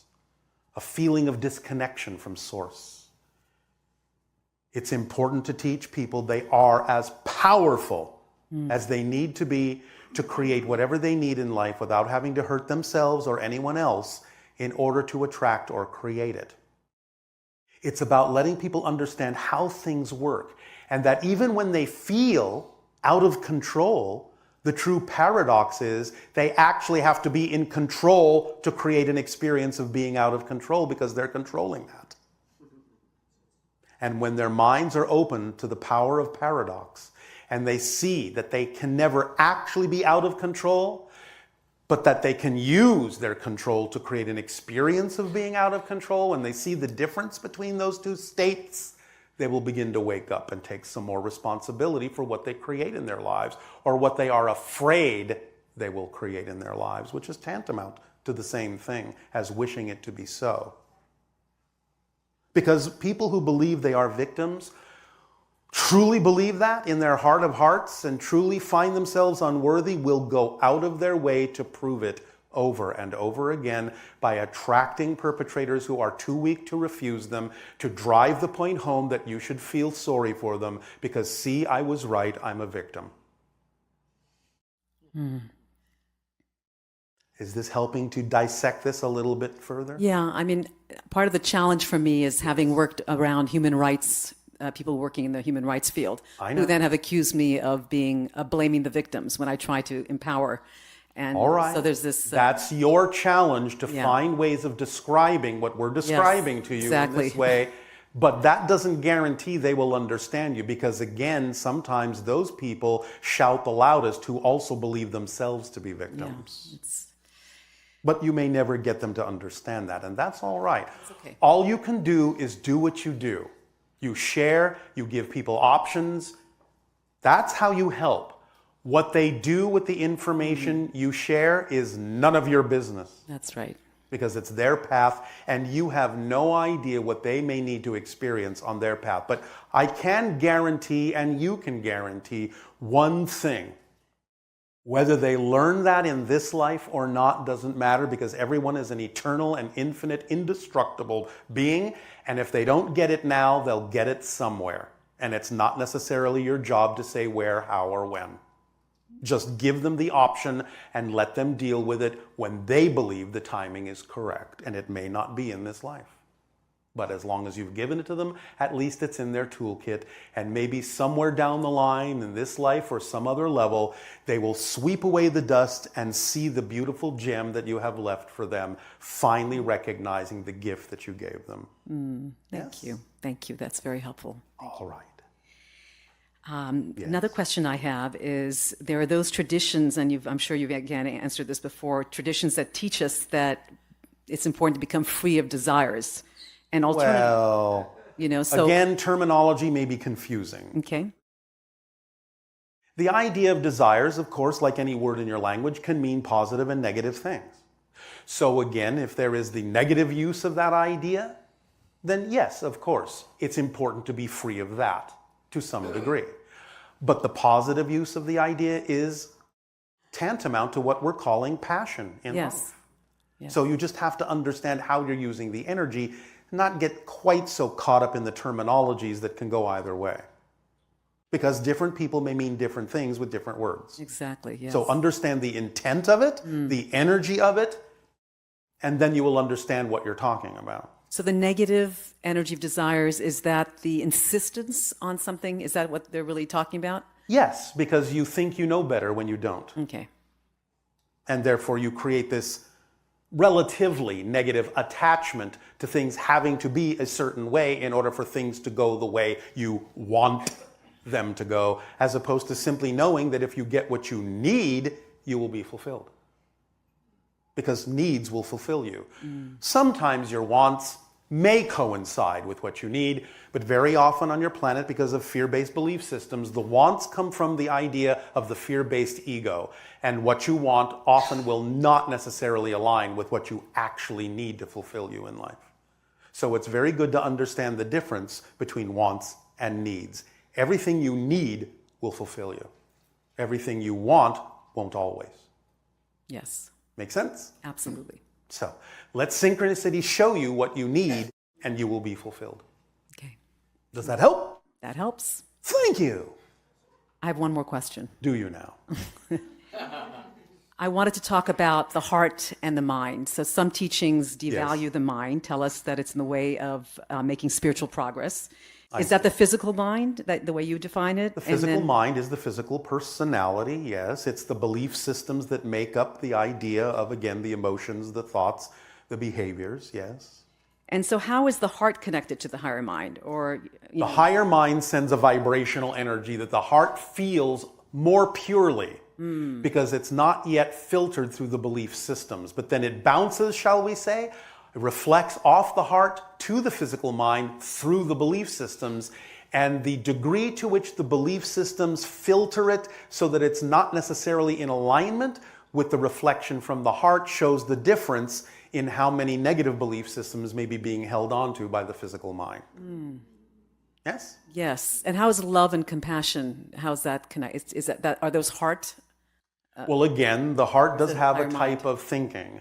And compassion is a recognition that those that are going through their own particular journeys have the power to do so, that you have to see them as strong enough to get through that journey, to face the challenges that they've created and attracted in their lives. That is having compassion. And the idea is that you know, heart to heart, that they are indestructible beings, and you can root for them in that sense, without necessarily agreeing with them in terms of what it is they believe to be true. That's compassion. You believe in them even when they don't believe in themselves. That's compassion. Does that make sense? Yes. And that is unconditional love. Yes. Which is the vibration of existence itself. And that feels like the higher mind. The higher mind uses that vibration, uses that energy, definitely flows unconditional support and love to you. It's a kind of a conduit for that in terms that can be understood in physical reality, which is why it translates as passion in you. Okay, that's interesting. Yes. Okay, thank you so much. You are so welcome.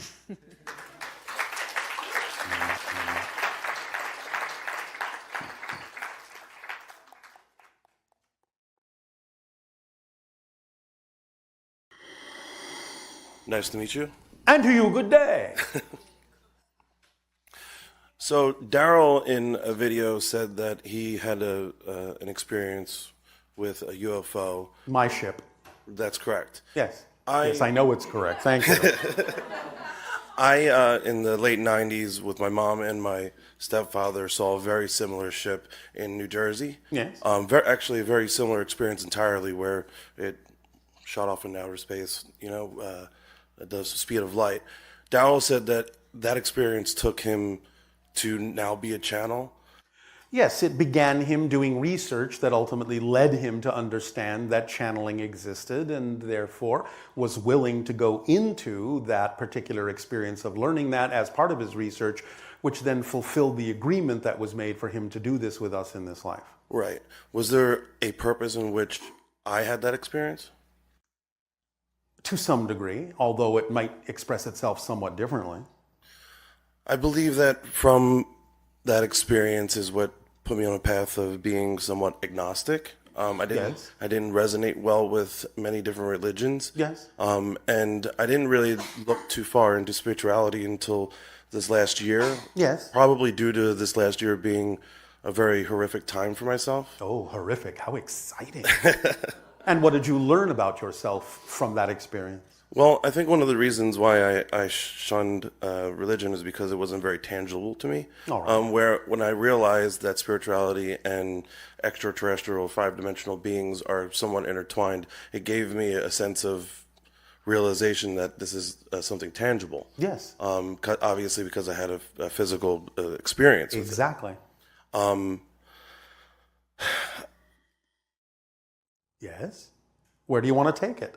What do you want to do with that experience? Well, How do you want to express it? It's actually led me on a much different path in my life than I ever expected. Yes. I guess one of my questions for you is that when you go through dark periods in life, I'm personally going through something that is an ongoing legal issue. Oh, how exciting for you. Are you looking at it that way? Yes, I actually now am. Thank you. However, so not so dark anymore? It's actually one of the most enlightening experiences of my life, and has been. Thank you. I'm very excited more in my life now, even with this whole entire dark looming thing going on. If it's enlightening you, it's not so dark, is it? The outcomes are still very scary.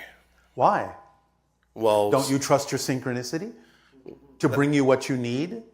I do. Well, you can't say I do, but. Because to say I do but means I don't. So you do or you don't. Trust the way your life unfolds. Trust that synchronicity is going to bring you what you need in a way that you can use it to your advantage. Yes or no? There's no middle ground to that. Is that what you would define intuition being? Intuition is part of the communication between your physical and higher mind. But a stronger indication is the passion that we talk about, because that's unmistakable. How can you decipher your thoughts between your intuition? Do your thoughts resonate with the idea of alignment with your passion?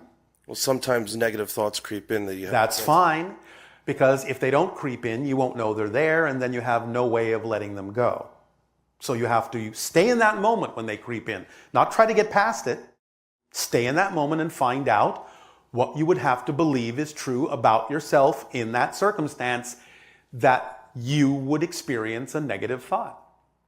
Because it doesn't have to be experienced that way. You're choosing to experience it that way by holding on to a belief that filters your energy in that way. So if that's not what you prefer, find out what you believe to be true about yourself and realize that that's not a belief you prefer to hold on to. Can you manifest future outcomes when other people are co-creating a negative experience for you? Can you manifest something different than what they're assuming will happen? Right. Absolutely, because it's your reality, it's not theirs. Can you tell me if it's going to be a positive outcome given my situation? Well, if I said no, that it wasn't going to be, are you telling me that you'd be willing to believe me? No, actually. Thank you. Then I guess it'll be positive, won't it? Don't give me your power. I don't need it. I don't want it. It's yours. It doesn't belong to us. It belongs to you. Use it. It's yours. Do you have any idea what starseed I am? Repeat the question. Do you have any idea which starseed I am? Which star seed? Yes. People. You mean what star systems you Yeah. have connected to? Yes. You don't come from anywhere but Earth. Do you understand this Right, concept? I am an earthling. You are. Right. But you make connections to other civilizations, and you're Right. connected to some of the ones that many people are connected to, such as Orion and Sirius and the Pleiades and so forth, and some other ones, and of course hybrids, or we wouldn't be having this conversation. Right. I read The Bringers of the Dawn, which enlightened me to the Pleiades. Yes. And in fact, as soon as I heard the word Pleiadian, it resonated with me. So You sparked. right. All right, well, why don't you stay in that spark? In fact, one of Darryl's videos, or well, I guess your video as well, had a huge, Thank you so much. a huge spark in me as well when I realized that Darryl had the very similar experience as me. Yes. It actually made me cry, quite honest with you. Oh, all right. Well, It thank you. Validated, my own experience. Yes. Let me see here. Any idea when any extraterrestrial beings will bring themselves into this physical reality? Open contact? Yes. Still somewhere between the idea of 2033, 2040, most likely.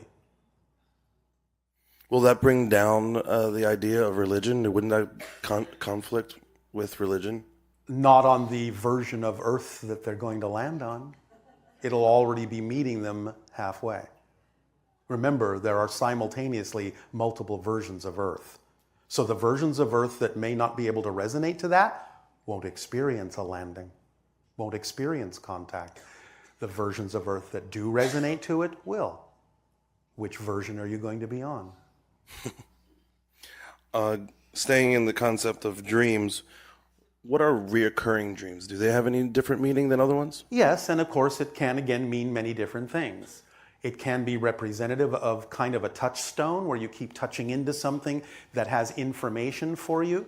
It may be the idea that you attempt to tell yourself something, or the higher mind is telling you something that you're not yet paying attention to, so it will tell you again and again and again until you understand the symbolic meaning in the communication of the dream. It can be for many different kinds of reasons. You have to take it on a person-by-person basis and also understand the symbols of the dream. What about if you have a dream that completely does not resonate with you whatsoever? Such as? For example? For example, you're doing something that's, or something's happening to you that it's an awful thing to think of. Such as? I don't know. Like, I've been shredded by Freddy Krueger in my dreams. I mean, how nightmares. Exciting! So, since that symbol actually represents the idea of being afraid to dream, yes? Yes. Hello? Being afraid to dream. Being afraid to live your life as fully as you could. Mm-hmm. Because you think you'll get shredded. I once had a dream where, I was in a building and there was an earthquake going on, and then all of a sudden a tornado comes around and I start floating in the air, and then I always wind up like, okay though. There you go. Is that some... There you go. You always wind up okay when you stay in the proper state. It doesn't matter what happens. It only matters what you do with what happens. It only matters, literally, matters what state of energy you're in. That's what creates matter. Right, stay in your excitement, correct? That's what creates the matter you experience physical reality to be. How do you live within your excitement and not live within fear-based thoughts when the 3D world provides you with very scary scenarios? Do you understand that the 3D world is not real? Yes, I do. Are you sure? But I'm still living in this reality right now. Are you? It feels like I am. So you believe you are? I guess I choose to. Thank you. So can you understand that just because you might see other realities that people choose for themselves, just because you can observe it, that doesn't mean you're in it. It just means you're looking through a glass wall at it. So you can see it.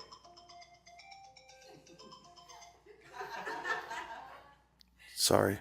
There is nothing to apologize for. Trust your synchronicity. What did that mean for you? It meant not much. Come on, use your imagination. What were you talking about before that? Let me finish. Just because you can see it doesn't mean you're in the same reality. It's like looking through a glass wall. So even though you can see what's going on that you don't prefer, it doesn't mean it has the ability to reach you and affect you. Right. I've been trying my best to practice, controlling my thoughts because... It's not about controlling your thoughts. It's about letting them happen and being okay with that, because you know that whatever comes up, you can deal with it in a way that will give you a benefit. It's not about suppression or control. It's about surrendering. Because surrendering is not giving up control. Surrendering is surrendering to the control that's already built into you. It's very interesting you're saying that. I recently got my Akashic records read, and Are they vinyl? Your Akashic records? Are they something? Is Akashic records something? Akashic records is an old-fashioned way of understanding that everything and every single bit of information exists right here, right now, and is always accessible to anyone on whatever frequency is representative of the information that they seek. It's not actually a different place unto itself. I thought it was right here, right now. I thought it was a direct communication to your spirit guides. Is that not true? It can be used that way. But again, that's just a permission slip way of defining or describing it. It's just a way that makes sense to your space-time sensibility. Everything exists right here in an absolutely dimensionless point with no space to it at all. And right now, in an absolutely timeless moment with no time to it at all. But because of the way that you filter your consciousness, You create this illusion called space and time so that you can experience yourself through process in this particular way to discover new perspectives of yourself that you otherwise might not experience. So however you frame it, whatever definition you give it, is just a definition. It's just a way of experiencing it. It's not necessarily a description of the underlying mechanism that creates it. It's very important in this day and age to understand the great difference between a definition of an experience and a definition of the causal mechanism of the experience, which might be very different. Very different. For example, the example we have often given is the idea of telepathy, or what we refer to as telempathy. Because the idea is you do not read someone else's mind. That's the old-fashioned, outdated, medieval definition. Because that's the experience in the way it seems to be happening. So people say, oh, I'm reading your mind. That's how it feels, but that's not a description of the underlying mechanism. The underlying mechanism is that when people are operating on a similar wavelength, when they're in harmonic resonance at a certain frequency level with each other, they have the same thoughts at the same time because that's what that frequency level generates. Therefore, you're not reading their mind, you're reading your own mind, but you're having the same thoughts that they're having simultaneously. That's why people who are in love with one another often know exactly what each other is thinking, finish each other's sentences, and hardly have to say a word to know exactly what's going on because they're on a similar wavelength. That's the mechanism. But we understand that when you have the experience, from your physical space-time perspective, it feels like you're reading someone else's mind. But that's not an accurate description for the mechanism that causes it. Very interesting. Yes. That will do for now. All right. Thank you.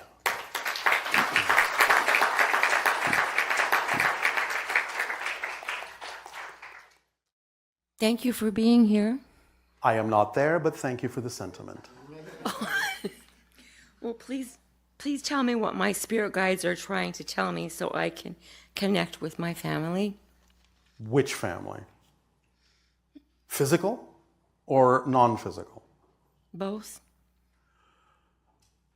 Are you acting on your passion every moment that you can with no insistence on the outcome and remaining in a positive state no matter what happens? No, because I have been interfered with. Interfered with by whom? I can't tell you. Sure you can. The answer is yourself. You can only interfere with yourself. No one else can interfere with you. Remember what I just said about telepathy? You have to agree to match someone's frequency in order to experience what they're suggesting you experience. So someone who may have an intention of interference is simply getting you to believe you can be interfered with. So you're creating the interference in your reality. You're doing it. How do I block them? You don't block them, you change your frequency. You don't need to block them. They can't affect you. You have to understand the physics of this. You are affecting yourself because you're agreeing with them that they can affect you. So stop agreeing with them that they can affect you. And then you will not feel affected. It's that simple. You just continue to believe that they can interfere with you. Why? How do you benefit from believing that? There is no benefit, but it's more complicated than that. Nope, it's not. Now, you don't have to believe us, but we're telling you how it works. So that's up to you. And the idea that it seems more complicated than that is simply one of those fear-based beliefs. Because there is no such thing as an inherently difficult situation, only the belief that it is. And it's the belief that it's difficult that makes it seem more complicated than it is. It's just a belief. It's not a fact. It's not a fact. It's just a perspective. And perspectives can be changed. Beliefs can be changed. That's all there is to it.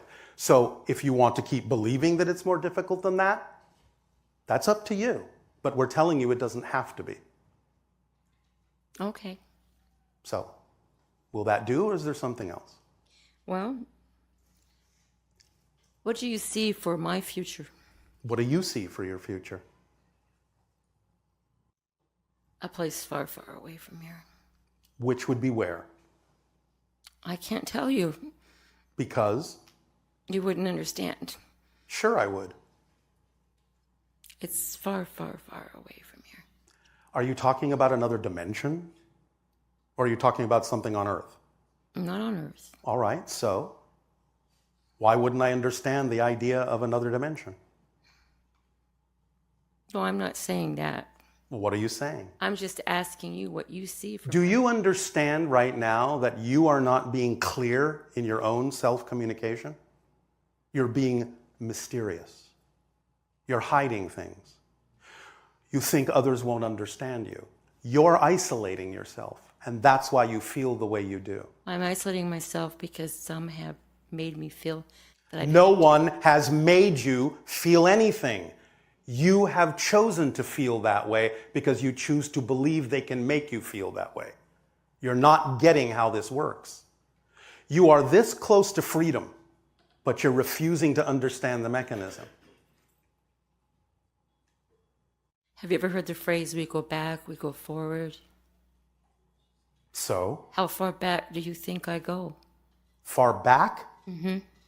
You're eternal, you're infinite. Time is an illusion. Okay. You live in the moment. You exist now. Well, can I say one thing? You can say whatever you wish. I work as an environmentalist, and I'm concerned for what I see going on the planet. Then do something about it. I do. I work online to wake others up. But you're not working with a clear heart. You're not working from a positive place. You're working from a place of fear. How is that helpful to the environment? Oh, I'm sorry that you see it that way, but it's not that way. You're the one that sees it that way. Listen to yourself. You're on the verge of tears right now. You're saying that people interfere with you. You're not approaching this from a positive point of view. You're not approaching it from an indestructible knowledge of your true self. You're approaching it as a fragile being that can be interfered with. That's not helpful to the environment. You have to know that what you perceive is beneficial to the environment is something that you can achieve. You have to know that and move forward as if you know that, not tiptoe through this as if you can be bushwhacked or shanghaied or ambushed. That's not the proper energy to be helpful. Okay, thank you. You're welcome. We would like to begin this transmission this day of your time with the following small story. There was a mighty spaceship with a curious crew exploring the breadth and depth of the cosmos. And as they would then come to a new world in their exploration, a new planet, a new solar system, they would then, with their curiosity, investigate, interact, share, trade, exchange, taking what they needed of that which was freely given to them, giving back that which was what the world might need, what the people on the world might need. And one day, in the midst of such an exchange, the crew was asked by the inhabitants of one of the worlds they were visiting, exactly, tell us, if you would, with this great, majestic ship that you have orbiting our world, tell us, if you would, just exactly, how powerful are you? And the captain of the crew said in response to this question, our ship can boil your seas, turn them to steam, level your cities in the wink of an eye, turn your entire population to dust in an instant. "Oh," said the inhabitant, "that is very powerful." "No," said the captain. "What gives us our power is that we would never do such a thing. That is how powerful we are, that we have this at our disposal and would never use it that way. That is how powerful we are." So like unto, then, many of the circumstances that rise up on your planet to face you, to challenge you. You have many different tools at your disposal. You have many different ways you can react and respond. You choose at every moment whether to exhibit the idea of power or not. But heed the idea that while in certain circumstances you may, from time to time, think that certain actions are the demonstration of power, make sure you pause and stop and think again, so that you understand that the true demonstration of power is awareness, compassion, and the lightest possible touch. Because as we have said many times, that which is the greatest power requires the lightest possible touch to get something done. A great deal of pushing comes from those that feel powerless, that feel they must manipulate and push things into the direction they wish them to go. Those that already know they are part of the infinite.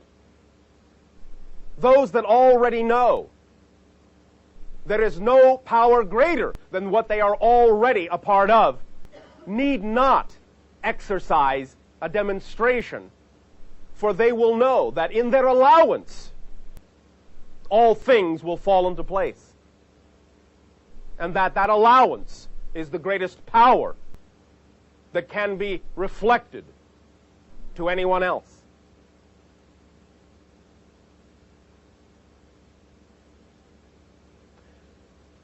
In all your endeavors, every single one without exception, allow yourself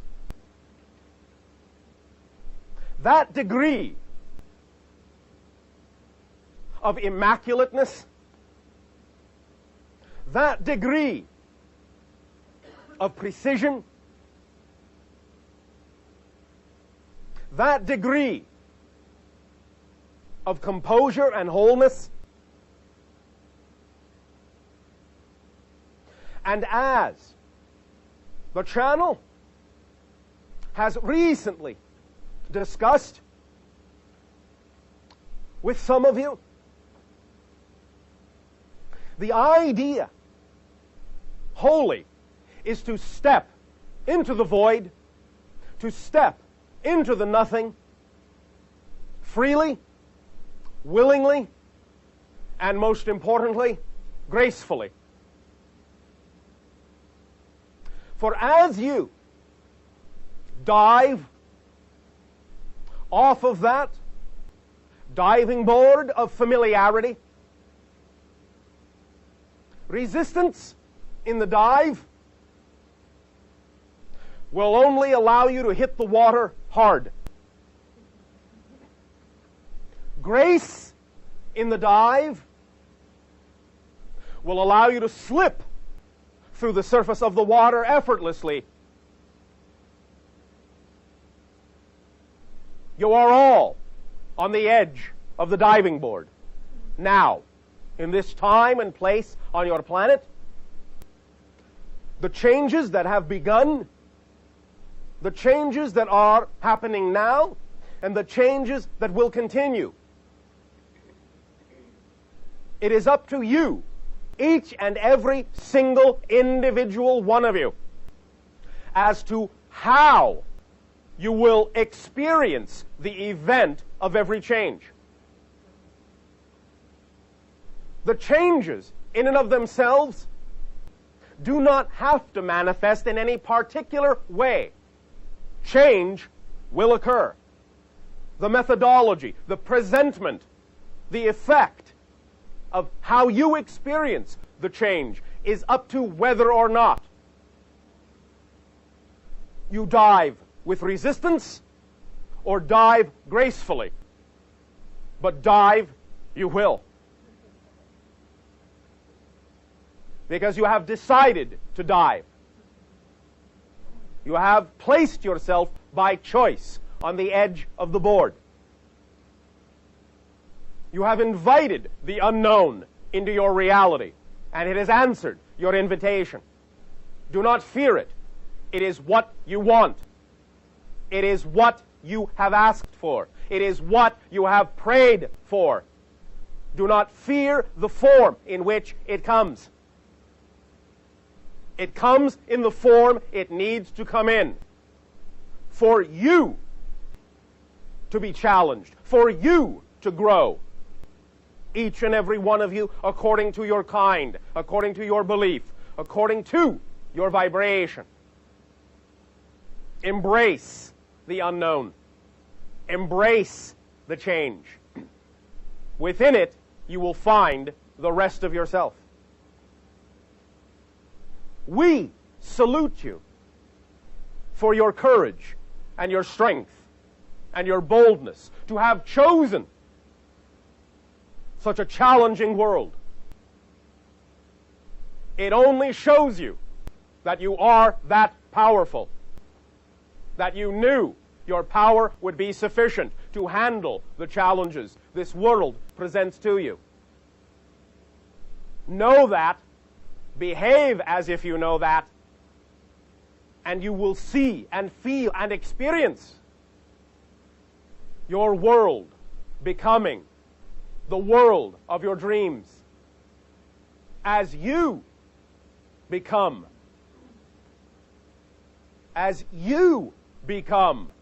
the dream of the infinite.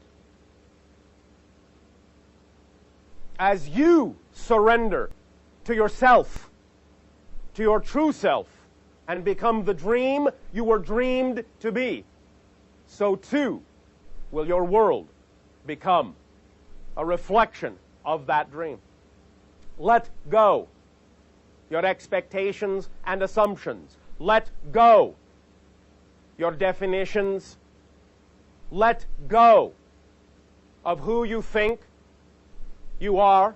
Let go of who you think you're supposed to be. Because I will tell you this, in all honesty, you don't know who you are.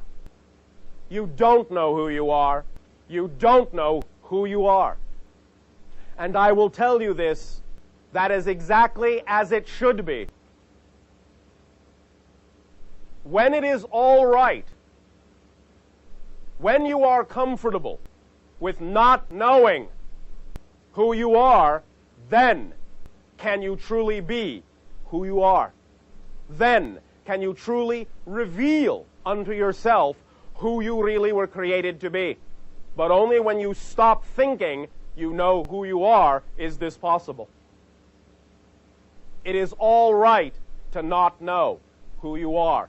Do not fear not knowing who you are. This is part of what it is to leap into the void.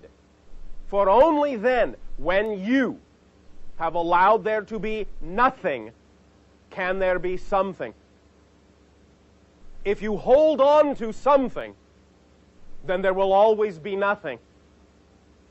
If you let go and let it be all right for there to be nothing, and stay centered within your being, stay centered within your joy, not your fear, then you will know where you are is where you need to be. And you will not fear that anything can take you. You will not fear that you must give your power over, you will not fear in any way, shape, or form, even when you fear. You will not fear. Because you will experience the fear in a different way. You will experience it as information. You will experience it as self-awareness. You will experience it as an opportunity to add to the knowledge of yourself. You will experience it as one of the valued events of your life. For you are valued and valuable, and you must value yourself. Or nothing you have ever learned from any of us will work. If you do not value who you are, then you do not give yourself the ability to use any tool. The first tool is to be yourself and let it be all right to be who you are, whatever that may be. Then can you change? But remember, change takes place within the nothing. You do not experience the shift itself. You only experience what comes after the shift. You only experience the result of the change. That takes place in a world of space and time. That is the world of experience. The change takes place in timelessness, and so there is no experience of it. Not of the actual change itself, but only of how you have changed. Let yourself go into that timelessness so that you may be free and flexible to change anytime it serves you, anytime it allows you to be more of who you are. And then trust that whatever it is you become, whatever it is you have changed into, on the other side of the change, is who you need to be at that moment. Work with it, live with it, love it. Above all, love who you are at every given moment. For only by loving who you are now can you then become anything else you can become. If you invalidate even one moment of your existence, you make it impossible to become any other moment. For until you give each moment its full value and its full due into your experience, then it cannot become the next moment. Because there is only one moment. And what you experience as different moments are the same moment. The same moment. But only from a different point of view. You cannot escape the moment. There is only one. By living in it fully and accepting it completely, you allow yourself to then see the same moment from another perspective. But only when you have allowed the perspective you now have to be valid for what it is. For it is the stepping stone that leads to the next moment. It is the rung on the ladder that leads to the next rung. And if you do not step on the first one, you will not reach the second one or the third.